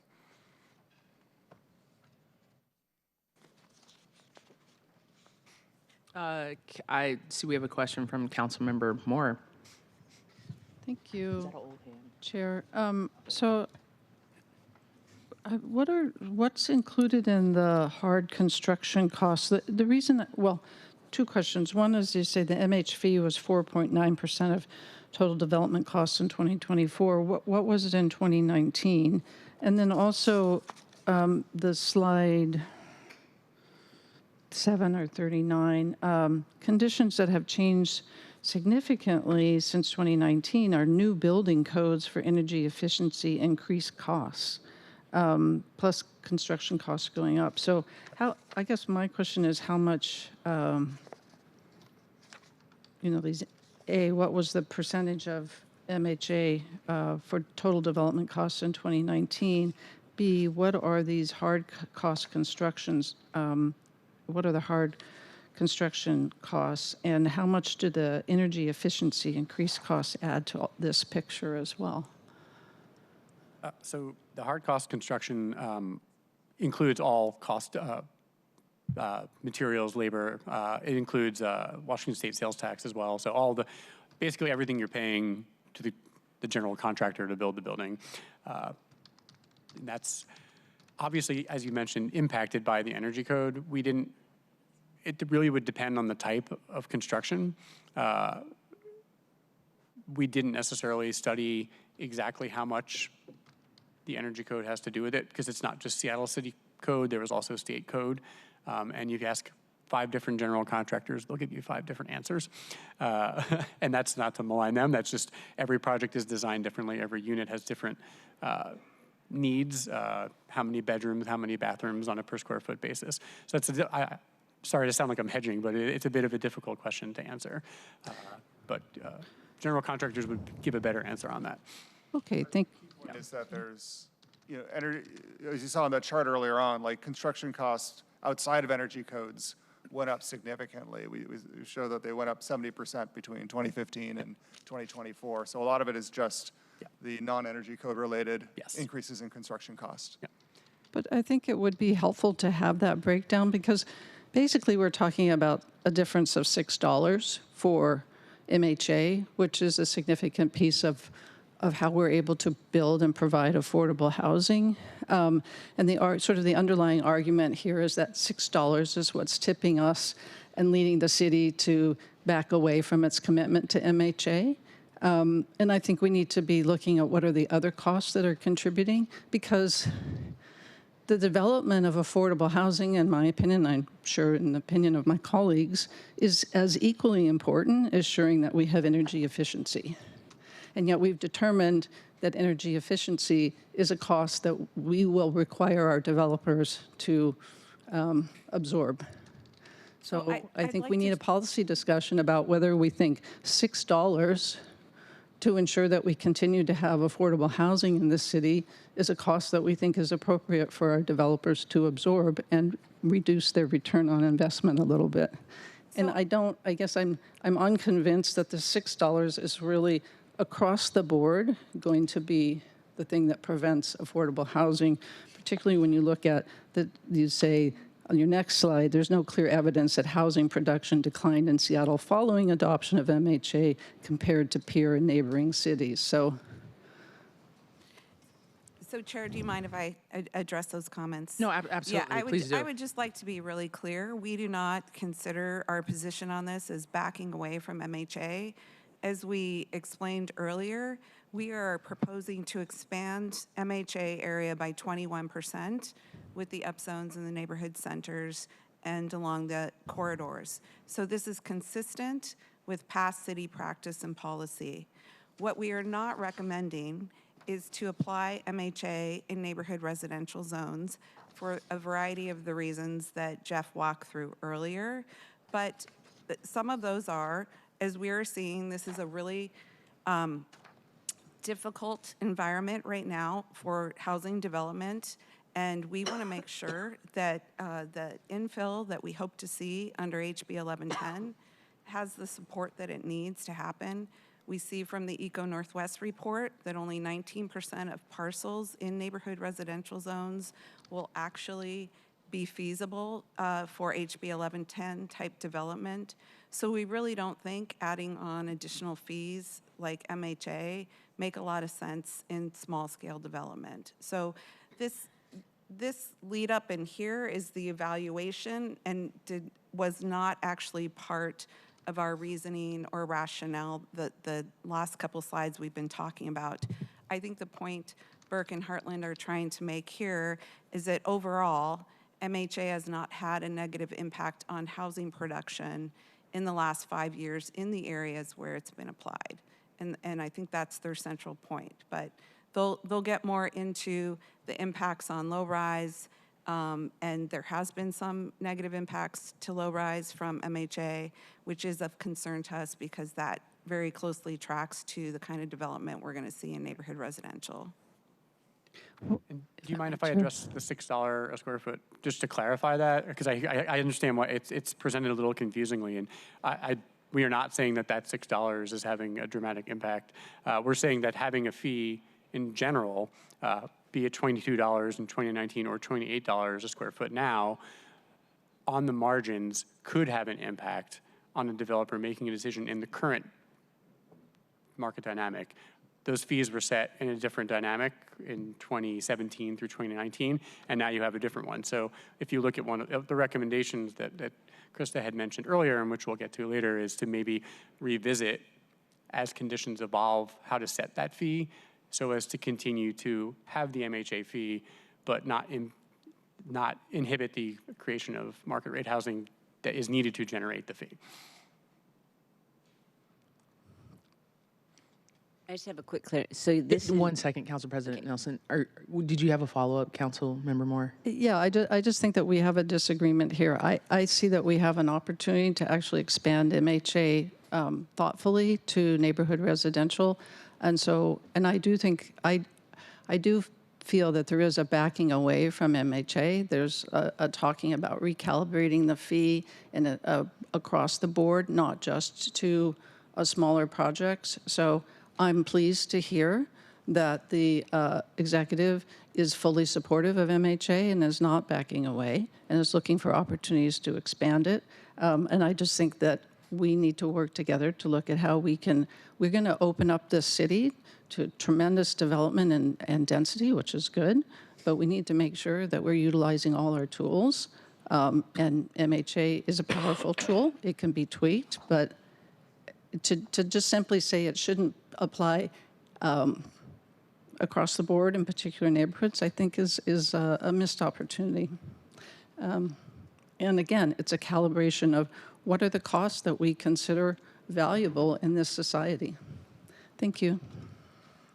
Thank you, Councilmember Moore. Council President Nelson. So you're saying that the original fee was between 2017 and 2019 was 22, and then it went up to 28 and hasn't been changed. Is that correct? Well, that's on average. Yeah, I mean, as you saw, and there's low fee zones and high fee zones. The average in 2019 was $22 a square foot. It has gone up, and that's not been a change in legislation. That's just the inflation inherent in the fee setting. So the $22 increases every year from 2019 to 2024 based on the inflationary index that was set in the legislation. Okay, thank you. Awesome. Next slide. All right, I'll take this one. So when we referred to this a little bit earlier, the one thing that we did was look at building permit activity over time in Seattle compared to a number of different peer jurisdictions around the United States. And we looked at different jurisdictions that had inclusionary zoning programs like MHA in place and some that didn't have those programs in place. What we found was that market conditions have changed everywhere, and you're seeing some fluctuation in the amount of development. And there wasn't clear evidence that Seattle was responding in a fundamentally different way than the peer jurisdictions, with a few kind of isolated exceptions, in general, the way permit activity was fluctuating in Seattle was similar to other cities, regardless if they had inclusionary or not. This chart here, another thing that we did is we looked at Seattle and compared it to the remainder of the King County region. One reason we did that was kind of a hypothesis that, well, if the fees in Seattle were a huge disincentive to development over this period of time, then you might expect to see some of the local and regional developers that would build multifamily housing in Seattle perhaps moving and building more in Bellevue or Redmond or somewhere else, right? And this chart here just shows over time units issued in multifamily building permits, comparing Seattle, which is that pink line, which turns into kind of orange over time as the fees set in, just to kind of indicate when the new MHA was put in place. So you could see that on the timeline. And then that blue or black line there is the remainder of King County. And as you can see, that there isn't a really clear trend. Like they're kind of moving in parallel there, and there isn't like if you look at like an individual year, you might be able to see some differences, but in general, we're not seeing a really clear evidence that there was like a big shift, and all of a sudden there's more development in the rest of King County compared to Seattle. It's not like, positive evidence that it's had, MHA's had no impact in Seattle. It's just showing that we're not seeing clear evidence that there was a shift to other areas, or that Seattle really responded very differently than other cities. Does that make sense?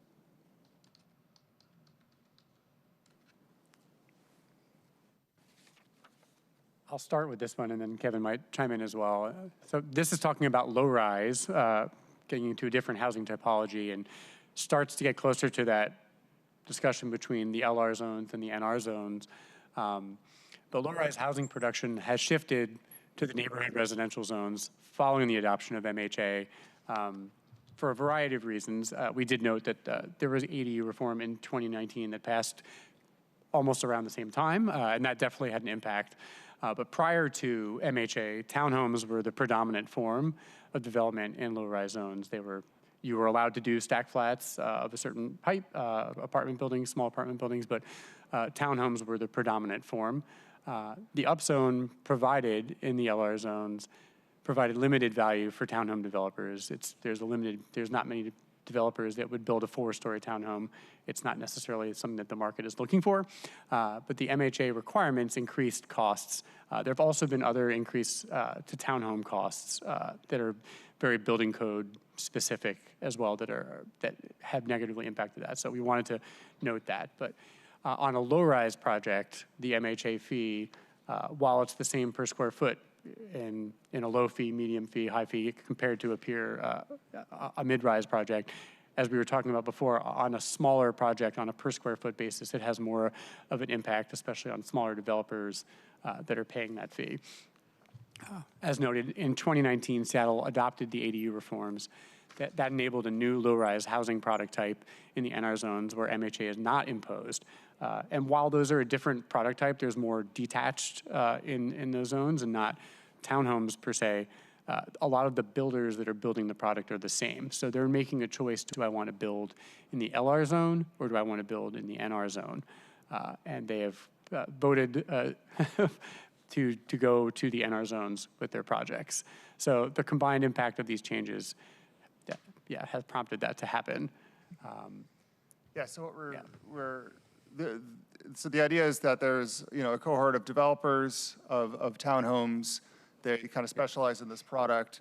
In 2019, there was new fees in the low-rise areas, and there was no fees at all in the neighborhood residential. And there was a change in regulations around accessory dwelling units to let them build a very similar product type. So what we're seeing in the data, in the charts here, and I'll talk this through, is that there was a shift from low-rise development in Seattle from majority of it being in MHA zones, which were subsequently turned to MHA. So if you look at the top chart there, the black line is the amount of units in low-rise projects that were in zones that became MHA zones when we passed MHA. And you see that it's trucking along pretty well, and then around 2018, 2019, when MHA starts kicking in, it starts going down pretty precipitously in terms of the units permitted each year. In the blue line there, those are low-rise projects outside of MHA. That's predominantly the neighborhood residential zone. And it's much less in terms of the total unit count over time, but then starting in 2019, it starts launching up, right? So you're seeing, you kind of see the shift where the lines cross. In the latest year, the numbers go down everywhere, and that's because conditions have declined in Seattle, as well as just things take a while to get through the permit pipelines to show up in our data. The bottom chart there breaks down just the net new units in these low-rise projects that are outside of MHA areas, so where MHA does not apply. It's just showing what types of units were being built. And this just reinforces the point. The orange and the pink ones there those are projects with ADUs, primarily in neighborhood residential lots. And we're seeing a big explosion in that type of thing compared to historic trends. So there, more evidence that there was kind of this shift to that new building type. And the differential is particularly acute in the LR1 zone, where there isn't as big a difference between what you can build now in neighborhood residential and the LR1. With the kind of changes to HB 1110 in the future, that differential is going to be even less, right? So there would be even more incentive to see this type of shifting to neighborhood residential. That we see.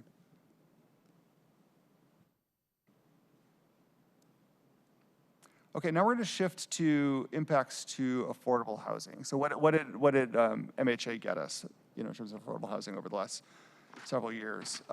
First, this is revenues.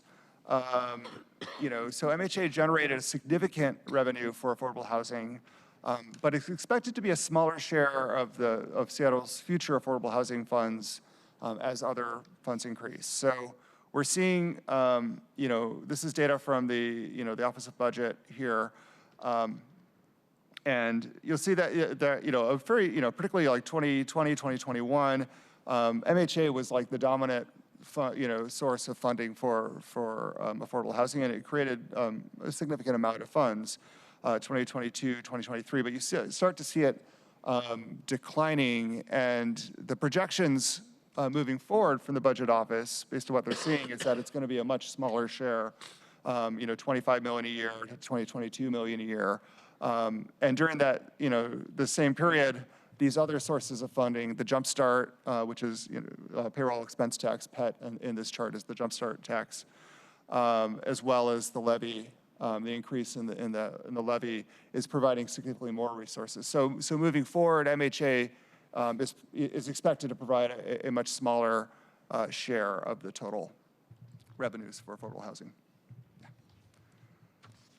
And as has been mentioned earlier, the payment revenue, so developers that pay the fee, that money goes to the Office of Housing, and then they leverage it by contributing to affordable housing projects across the city. And as we heard earlier, those contributions, the buildings that have received those contributions have included over 4,700 units over that 5-year period. I think it's 2017 to 2023, actually. The 2024 numbers aren't in yet.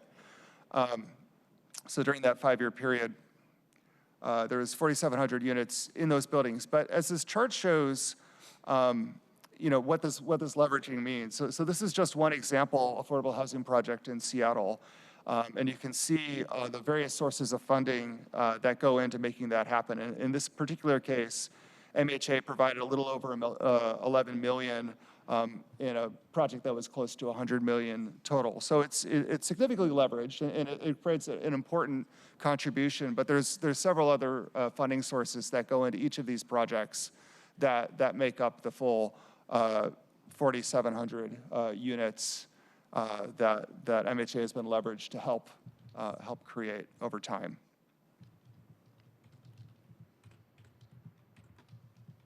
And this slide gets into kind of what are developers selecting, payment or performance? And as discussed earlier, 95% of the projects subject to MHA are selecting the payment option rather than building affordable housing on site. We did a lot of developer interviews as well as doing our own modeling based on inputs, and the developers reported challenges associated with financing, with marketing, management, and reporting requirements associated with the performance option. And it's important to note that this is feedback from those who actually chose to perform. This wasn't those who were maybe necessarily afraid to perform. We wanted to get kind of input from those who had gone through the experience. It's also interesting to note that there's variation in outcomes by product type. So within the mid-rise projects, close to a quarter of those projects had picked the performance option. So within the mid-rise building typology, performance has been a more viable option for many reasons. But nearly all of the low-rise and high-rise projects selected to pay the fee in lieu. High-rise being often because high-rise projects are the highest rent buildings in the city, so the delta, the difference between the rent and the performance rent would be greater, and the upside to investors would be smaller if they chose performance. That's likely the reason there, and with low-rise, more likely just being because those are predominantly townhomes. So they're going to be choosing the payment as opposed to the performance. But yeah, and in a total, 404 new affordable rental units have been produced by the developers that selected performance option.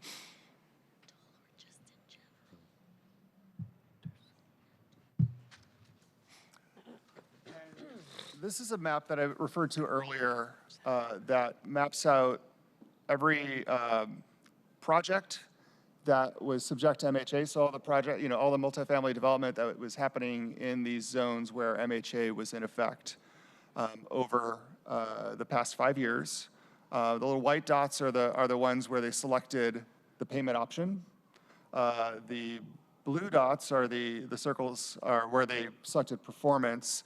And the green triangles there are projects that were funded with payments, funded in part with MHA fee payments, so contributions from the Office of Housing using MHA fees. The map shows that there's been a big dispersion of them across the city. As I mentioned earlier, there is a lot less development at the periphery where more of the low fee areas are. The colors here don't refer to the fee areas. The colors here actually refer to Seattle's Access to Opportunity Index from the previous comprehensive plan, looking at areas where there's more resources. It was a way of looking kind of equity outcomes across the city and where areas where there's more access to resources that help people thrive. So there's high, medium, and low. And one thing we did in the report was kind of look at, was there some pattern in terms of like performance units being more likely to be built in higher opportunity layers or lower opportunity areas, or the payment funds, were they going to projects in lower opportunity areas of the city or higher? What we found was that the payment units that were built with these funds were just as likely or more likely to be put in the high opportunity areas compared to market rate development, as well as compared to the performance projects. And I believe we have a question from Councilmember Moore. Yeah, thank you, Chair. If we could go back to the prior slide.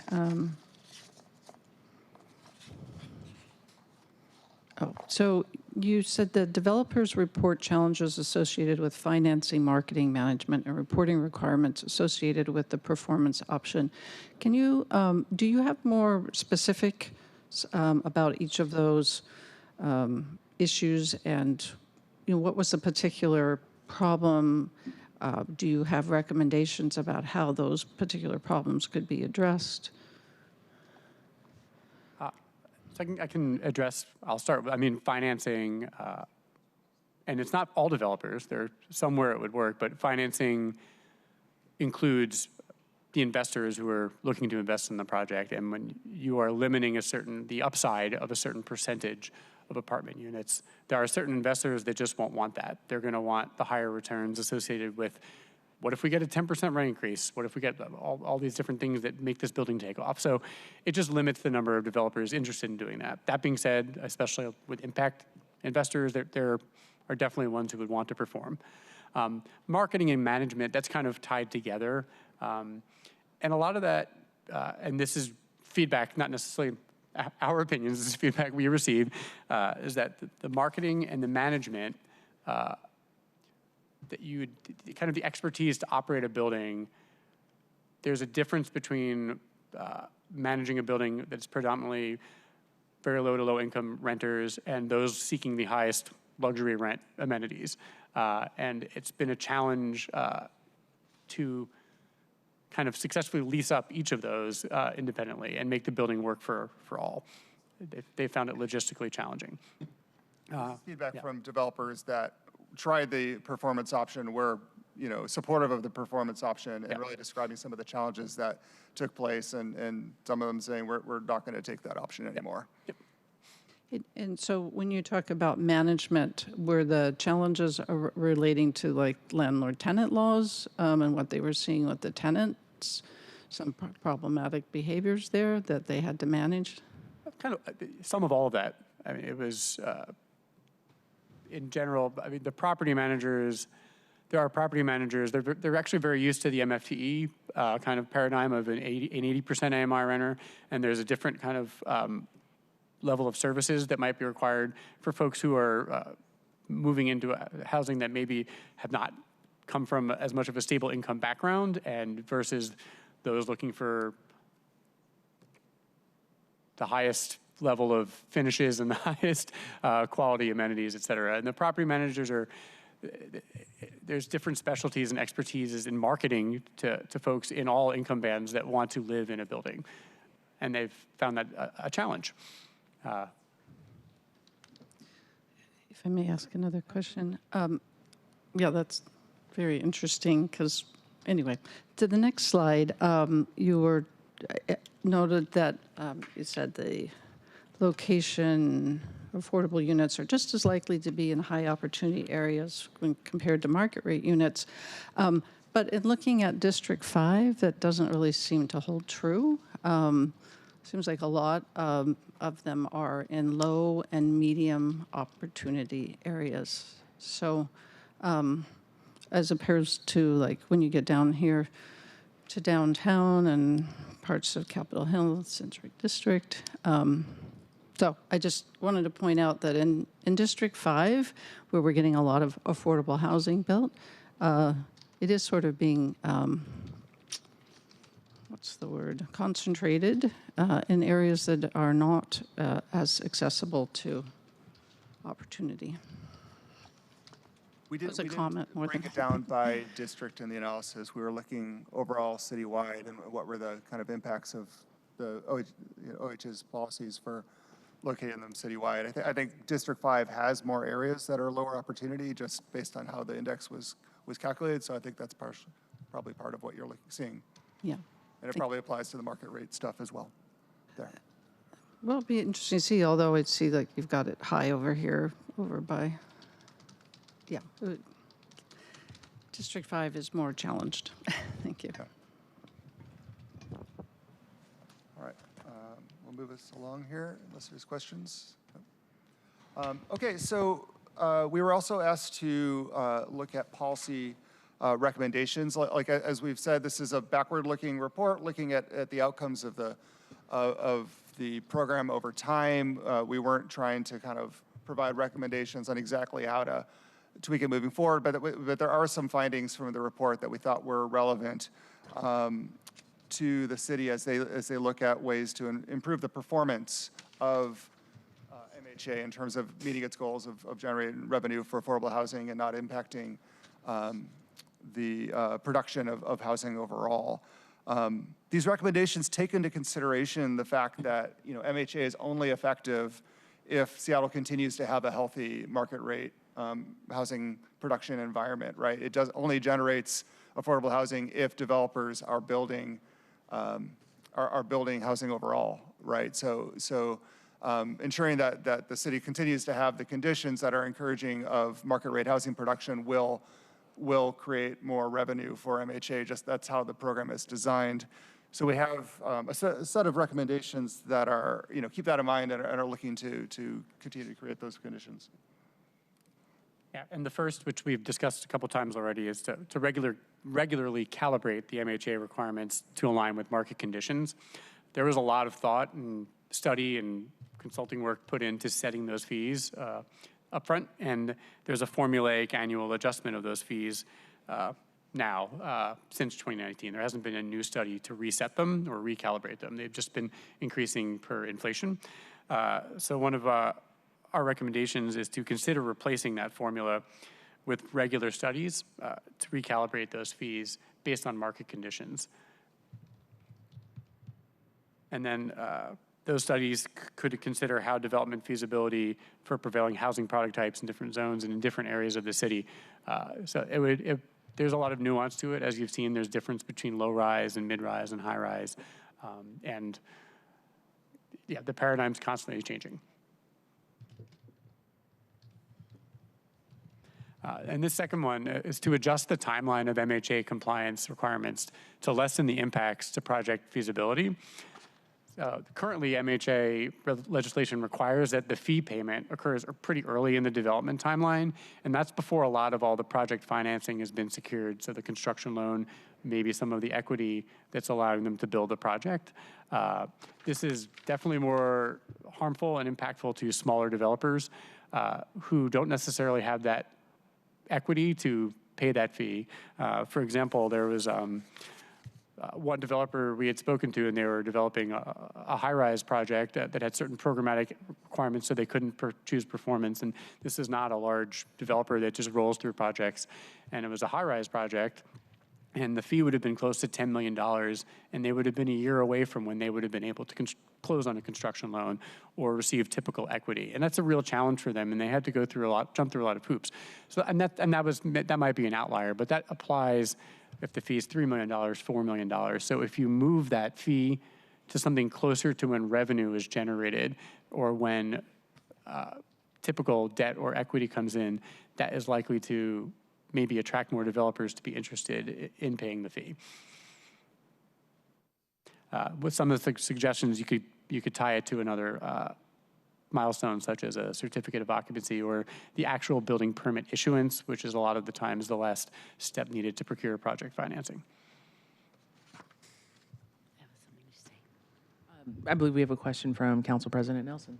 It's an affirmation, actually. I hear about when the fee is due often, and basically you're asked to pay before you have any money. And maybe I believe that that fee permit issuance would be fair, not necessarily when people start moving in and paying rent, of course, but permit issuance, and perhaps that could better align, all of our policy goals if to accelerate when we might get that check if permitting goes really smoothly. Yeah.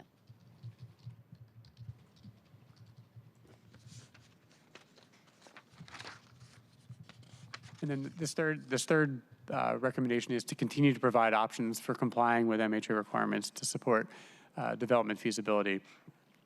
So as we noted, nearly all developers are selecting payment over performance. The Heartland's modeling shows performance typically results in a lower IRR across product type, across fee zones, et cetera. We discussed the qualitative factors that developers are finding discourages their selection of their performance. So there's potential actions by the city to encourage performance over payment, such as raising fees would have likely, that if you raised fees to bring it more into par, that would likely have the impact of reducing development overall. And we're not recommending that. Yeah, we are not recommending that.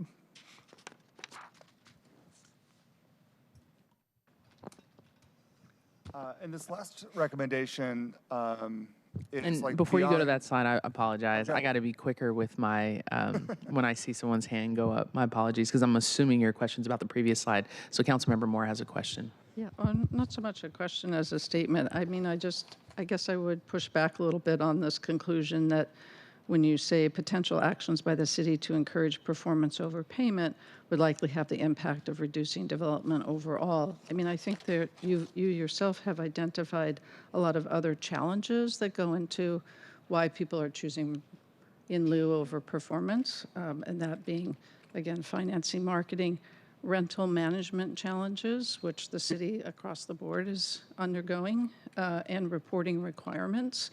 And additionally, I think somewhere else you talked about administrative burdens, and we hear that from all providers, that there's too many administrative burdens.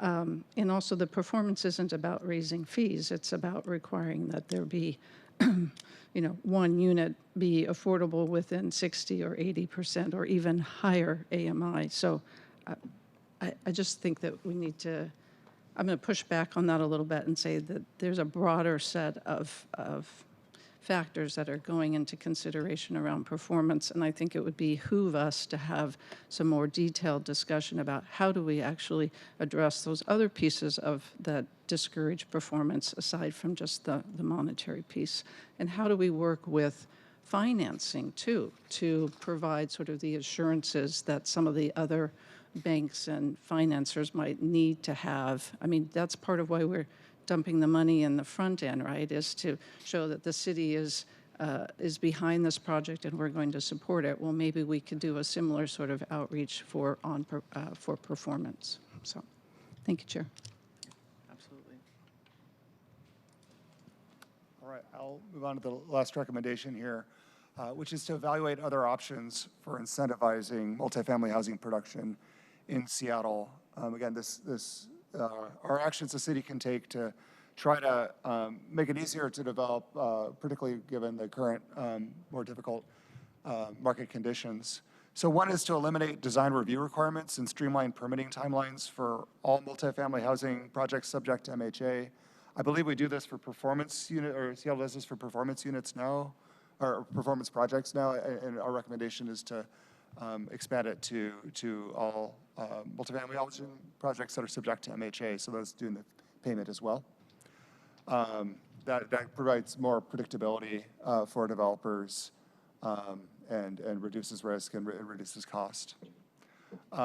Implementing future up zones without additional MHA fees or requirements, and allowing developers to count the MHA performance units, so those that are choosing to perform under MHA, using those to count towards MFTE. So basically allowing to layer MHA and MFTE requirements to get that incentive of MFTE, the property tax exemption on that part of the project, in order to make perform. That is, to answer your question, Councilmember Moore, that would be one good way to encourage. One thing the city could do to encourage performance over payment is by allowing those performance units to count towards the MFTE requirements. And yeah, we did not model a lot of those things out from a feasibility perspective. These would require additional evaluation. And I understand that's an idea that is being discussed as part of the state TOD bill. So that's one of the areas that the mayor mentioned in his letter and that we flagged on the slide that we would be interested in looking at under maybe some select circumstances. But again, some of these things that we're interested in looking at are exploratory. Others are, I think we think are definitely a good idea, like more regularly calibrating the fees to align with market conditions. As this presentation showed, market conditions were really great for housing at the start of MHA's inception. And now the market has really become much more hostile to building. And we really want to do whatever we can to support more housing in the city. And those levers that are within the city's control, we want to make sure that those levers are in support of more housing production. And I'll just close my comments by saying that the state growth targets that we received show needed housing at all levels of income. And actually, the largest single category is for housing at 125% AMI and above. And so we need more market rate housing, we need more low income housing, we need more subsidized housing. But I think in general, our position is to be as supportive as we can. And zoning alone isn't going to get us there, right? So zoning is the start of what we need to do to support more housing in the city. So that's our pitch for how we would recommend approaching the expansion of MHA. Thank you all so much for the presentation. I know now would love to open it up to more questions. And I see Vice Chair Solomon, you are recognized, followed by Councilmember Rivera. Thank you very much, Madam Chair. Looking at the fourth recommendation, eliminating design review requirements, streamlining permitting timelines. Got no problem with streamlining the permitting timelines and accelerating those to bring some units on to, bring those units online as quickly as possible. Tell me about the eliminating the design review requirements. And the reason I'm asking is, in my previous role, I would have developers come to me, show me their plans and say, hey, can you take a look at these from a safety and security standpoint? And I would provide recommendations basically to eliminate safety and security problems before they happen, just by asking them to make some tweaks in the design, whether it's making sure that the lighting plan and the vegetation plan didn't conflict with each other, talking about access control things, lines of sight, those kind of issues. So if there's no opportunity to review the design of the project, how can we work to ensure that safety and security issues don't crop up? Or am I getting something messed up here? Yeah, that as we noted, these are things that will need to be evaluated. It wasn't necessarily something that was studied specifically. I mean, a lot of the reason from an economic perspective, which is a lot of what this study was looking at from an evaluation perspective, is the length of time for design review and the uncertainty of that is impactful and is something within the city's control, but obviously would need to consider those more qualitative elements that you're discussing. And to be clear, eliminating design review wouldn't eliminate, safety-related building codes and whatnot. Like developers are still required to build to the standards that Seattle sets for them.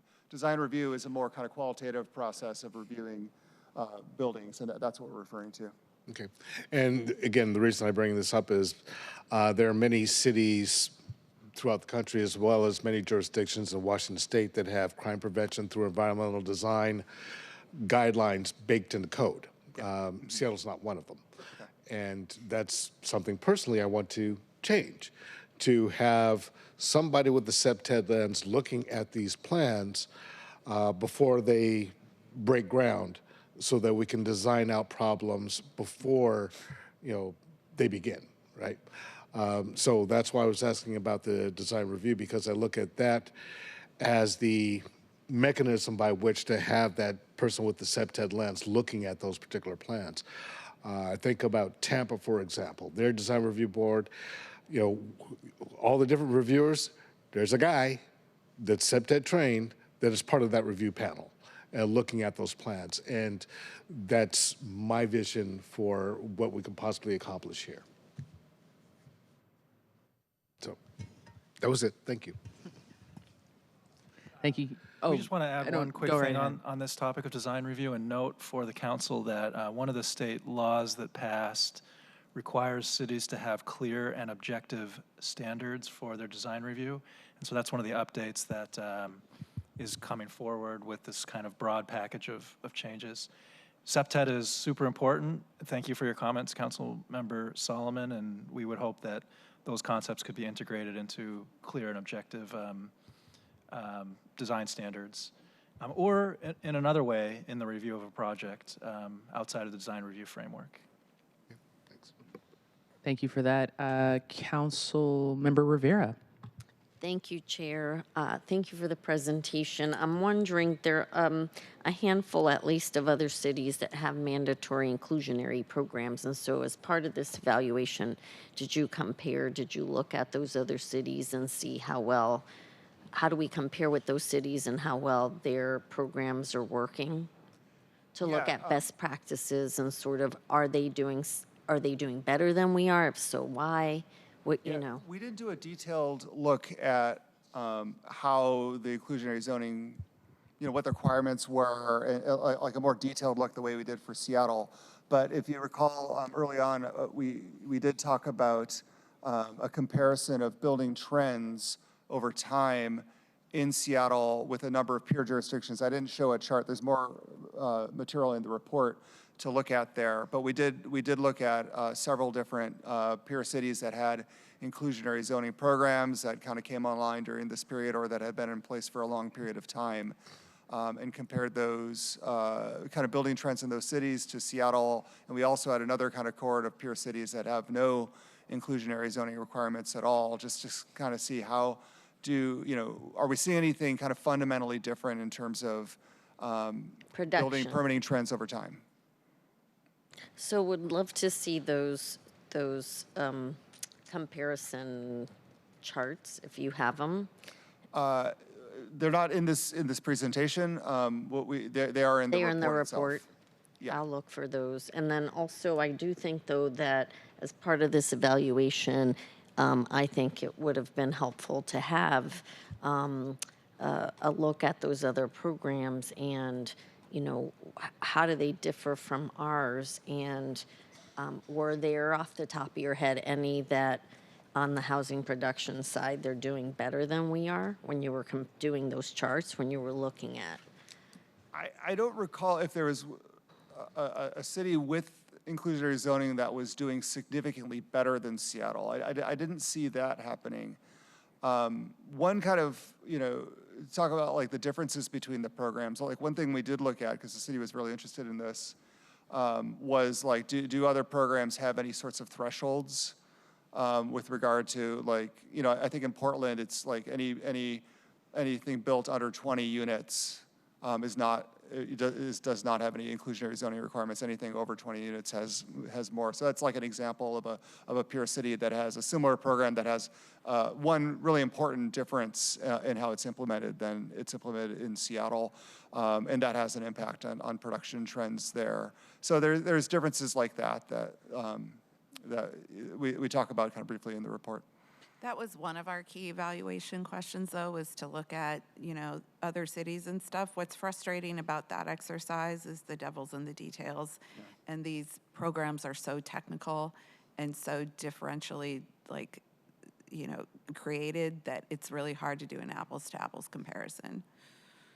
But for us, the threshold question certainly stood out, seeing that a lot of cities just apply instead of, just doing it around certain zoning. They just apply it citywide, and then they have a threshold exemption for low-scale development below a certain level.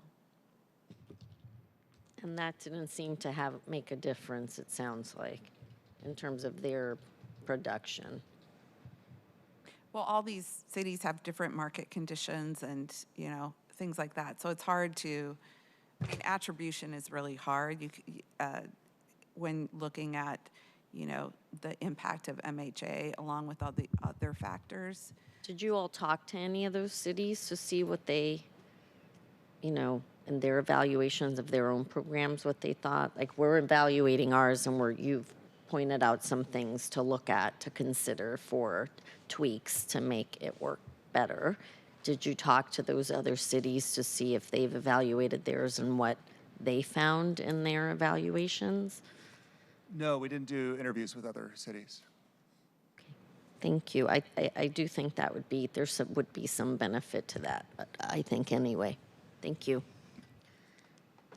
Awesome. Thank you, Councilmember Rivera. And then we have Council President Nelson, followed by Councilmember Rink. And just want to clarify that Councilmember Solomon and Rivera, those are old hands. So Councilmember, yes, got you. Yes. No worries. Council President Nelson, followed by Councilmember Rink.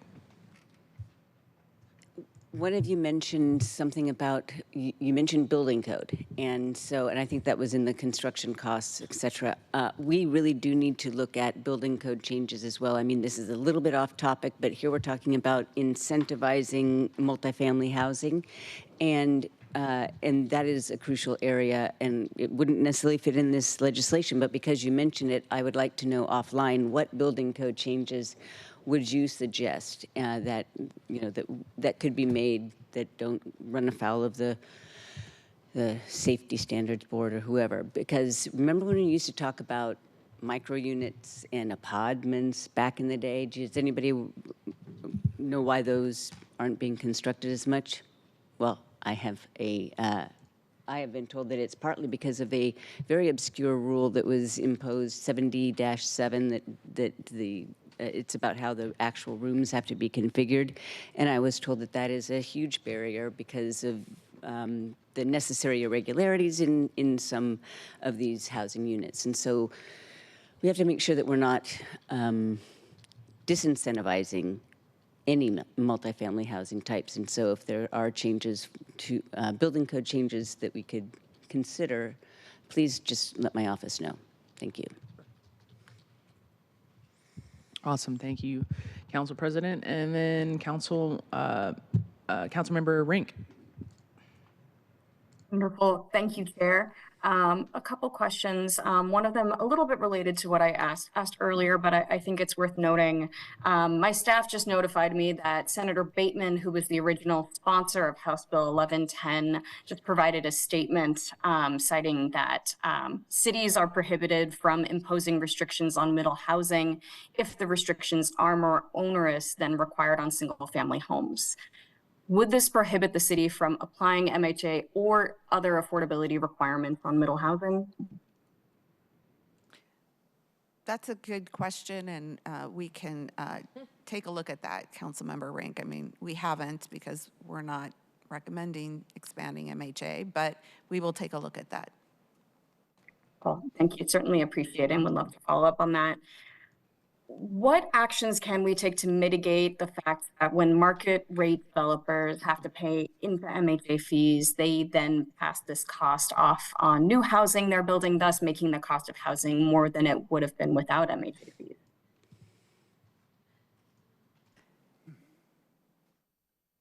I'm sorry, could you repeat the question?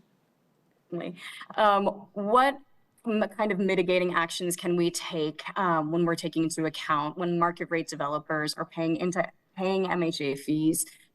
They can pass this cost off onto the new housing they're building, which can bring up the cost of housing it would have been without an MHA fee. Yeah, I can't think of any way where we might be able to get at that. I'll look to Jeff, who's been in this mix for longer than me on MHA. That's a great question, and there are trade-offs. But one strategy that the city is doing with the One Seattle Plan update is to expand the housing supply overall. I mean, that's the overarching sort of North Star is to add places where we can build more housing and increase supply. So that's not going to cause prices to go down likely, but we know that increased supply moderates rent increases and, you know, attenuates those. So if we increase the supply overall, you know, there's some factors on multiple sides of the lever there. Even if we had MHA, you know, if you're increasing housing supply dramatically, you know, there are different effects on the overall cost of housing. But underscoring that overall increases to supply are, in our view, very important. Certainly, and our office shares that view as well. Thank you for that. My office has been hearing about MHA fees are being due on permit issuance, which typically requires developers to borrow funding to cover the payment for during the duration of construction. And my office has also been informed that this typically adds 12 to 18 months of interest fees on said loans and can inflate costs imposed on new housing construction, which then can be passed on to the consumer. Any other ideas on how we can mitigate this? So that's one of the areas we want to look at that was flagged in the mayor's letter. We're definitely interested in trying to reduce the cost of financing associated with the fees for MHA. Thank you. And I'll close. Thank you for fielding my questions. I'll close statement. As was noted in the 1110 Middle Housing Report from OPCD, it's important to our office. It's really, we find it essential that we follow OPCD's recommendation that the city should not extend MHA into NR zones. This would reduce middle housing and stacked flat feasibility and would raise the price of new market rate housing above the affordable level for the median household. And with that, thank you for the time. Thank you, Chair.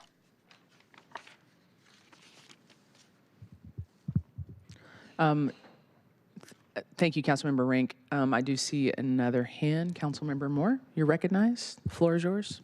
Yeah, thank you. I mean, I guess we just need to keep going back to what was concluded here, which is that MHA is only one of several factors that have negatively impacted market conditions. Other factors have had bigger impacts, noting again that what's happening in Seattle, even though we have MHA, isn't really different than what's observed in other jurisdictions. Again, the idea that just building will increase affordability. I think we have to continue to remain clear that there are two types of affordability that we're talking about. We're talking about big A affordability, which really does require some sort of government funding, either through bonding or through an MHA program or an MFTE program.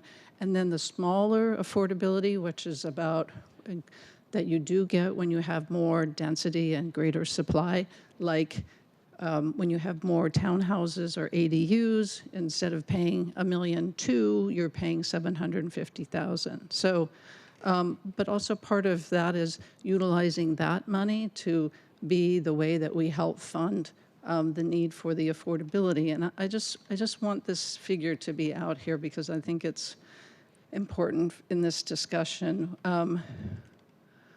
which is that, excuse me, where does it go here?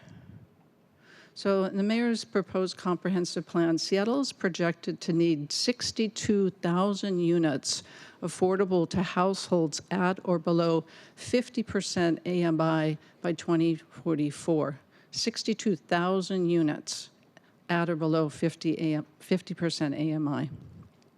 So we have PET, we have the housing levy, but even with those, we're not going to come close to meeting our need. And so it's important that we continue to keep that in mind when we're building. So we can zone for all sorts of supply. The figures show that even when we zone, this building isn't happening, and there's building in 2 different places. And we are not going to get what we need for the 62,000 units at 50% AMI by simply closing out MHA, the opportunity to utilize MHA as a tool in these other neighborhood residential zones, because we're not building. Yes, we need market rate housing. Yes, we need to look at 120 and above, but where the greatest need, when you talk about human need for housing, is at 60%, 50% and below, for the human need for housing. So I just think it's important that we continue to be mindful about what are the different types of affordability we're talking about, how are we building to meet those different needs of affordability, and utilizing all the tools that we have, and not cutting ourselves off. We talk about this in the public safety arena all the time, about having as big a tool bag as possible. I think we need to have the same analogy for our housing needs as well. Thank you, Chair. Thank you, Councilmember Moore. I don't know if there are any other additional questions or comments from our presenters. Y'all are looking at me like, no, thank you. Thank you for having us. Yeah. No, really appreciate. I know it was a lot of information today. It was very well received for us to receive this, so we can get information and just understand where we are in the process. And I've mentioned this before. One of the things, I know we're heavily on talking about new development and developers, but one of the options, and people have options today, but one of the things, opportunities that we have with the comprehensive plan too, is to talk about conversions for folks, and for us to streamline that process for permits, to give better technical assistance, to improve our water and electricity hookups and the time it takes for that to happen with utilities, and just do a deep dive in all the costs that it takes for a person to convert their home, and what the city can do better to streamline that. And then I also know, is that an old hand, Councilmember Moore? That is. That's okay. Sorry, I thought you had more. No worries. I thought you had more, Councilmember Moore. And so, and also, we also know that it's going to be a big anti-displacement tool for people when converting their homes and adding more density to their neighborhoods and generational wealth, and continuing to keep multi-generations in this city for folks. And there's a lot of people that want to age in place, and I can't begin to tell you how those are conversations my family is having with my parents, and how they're going to age in place, and what does that look like, and my mother having a disability and helping physical disability, and providing opportunities for her to stay in her home. And so these are questions that are being asked right now, especially to our community, our families. There's a lot of people that live in red line areas that have when they're trying to develop their properties, they have MHA fees potentially. And so, because they are not in single family homes anymore, they're in L1s and they're in different zones. And so these are all questions that I think we can address during the comprehensive plan to make building easier for everyone in our city, not just developers, but people that want to convert their homes. And that's the one thing that I'm really happy about us being able to address as a council, not just new zoning, but for other people doing those conversions, because that is like one of the coolest ways for people to be able to add density to neighborhoods, stay in their home, and provide opportunities for other families as well. I always call them some of the original affordable housing providers that just wanted someone great in their backyard or their home, and they would keep rents low all the time because they were living there. So anyways, just wanted to throw that out there because I think that's incredibly important when we're talking about a comp plan and we're addressing all these. Is there any other additional information to come before the council?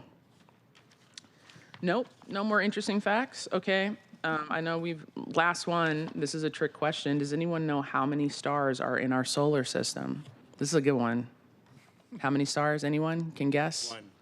That is correct. There is one star in our solar system. I don't know if you Googled that really fast, but there are over, in our universe, 20 billion trillion stars in our universe. So just think about that for a second. Okay, so thank you, everyone. With that, we have no other items on the agenda today. My colleagues, do you have any more items of business? Seeing none, hearing none. This concludes our March 28th meeting for the Select Committee of the Comprehensive Plan meeting. It is 12:08 p.m. Just for everyone to know, our next Select Committee meeting is going to be scheduled for Wednesday, April 16th at 2 p.m. If there's no further business, this meeting will adjourn. This meeting's adjourned. Thank you.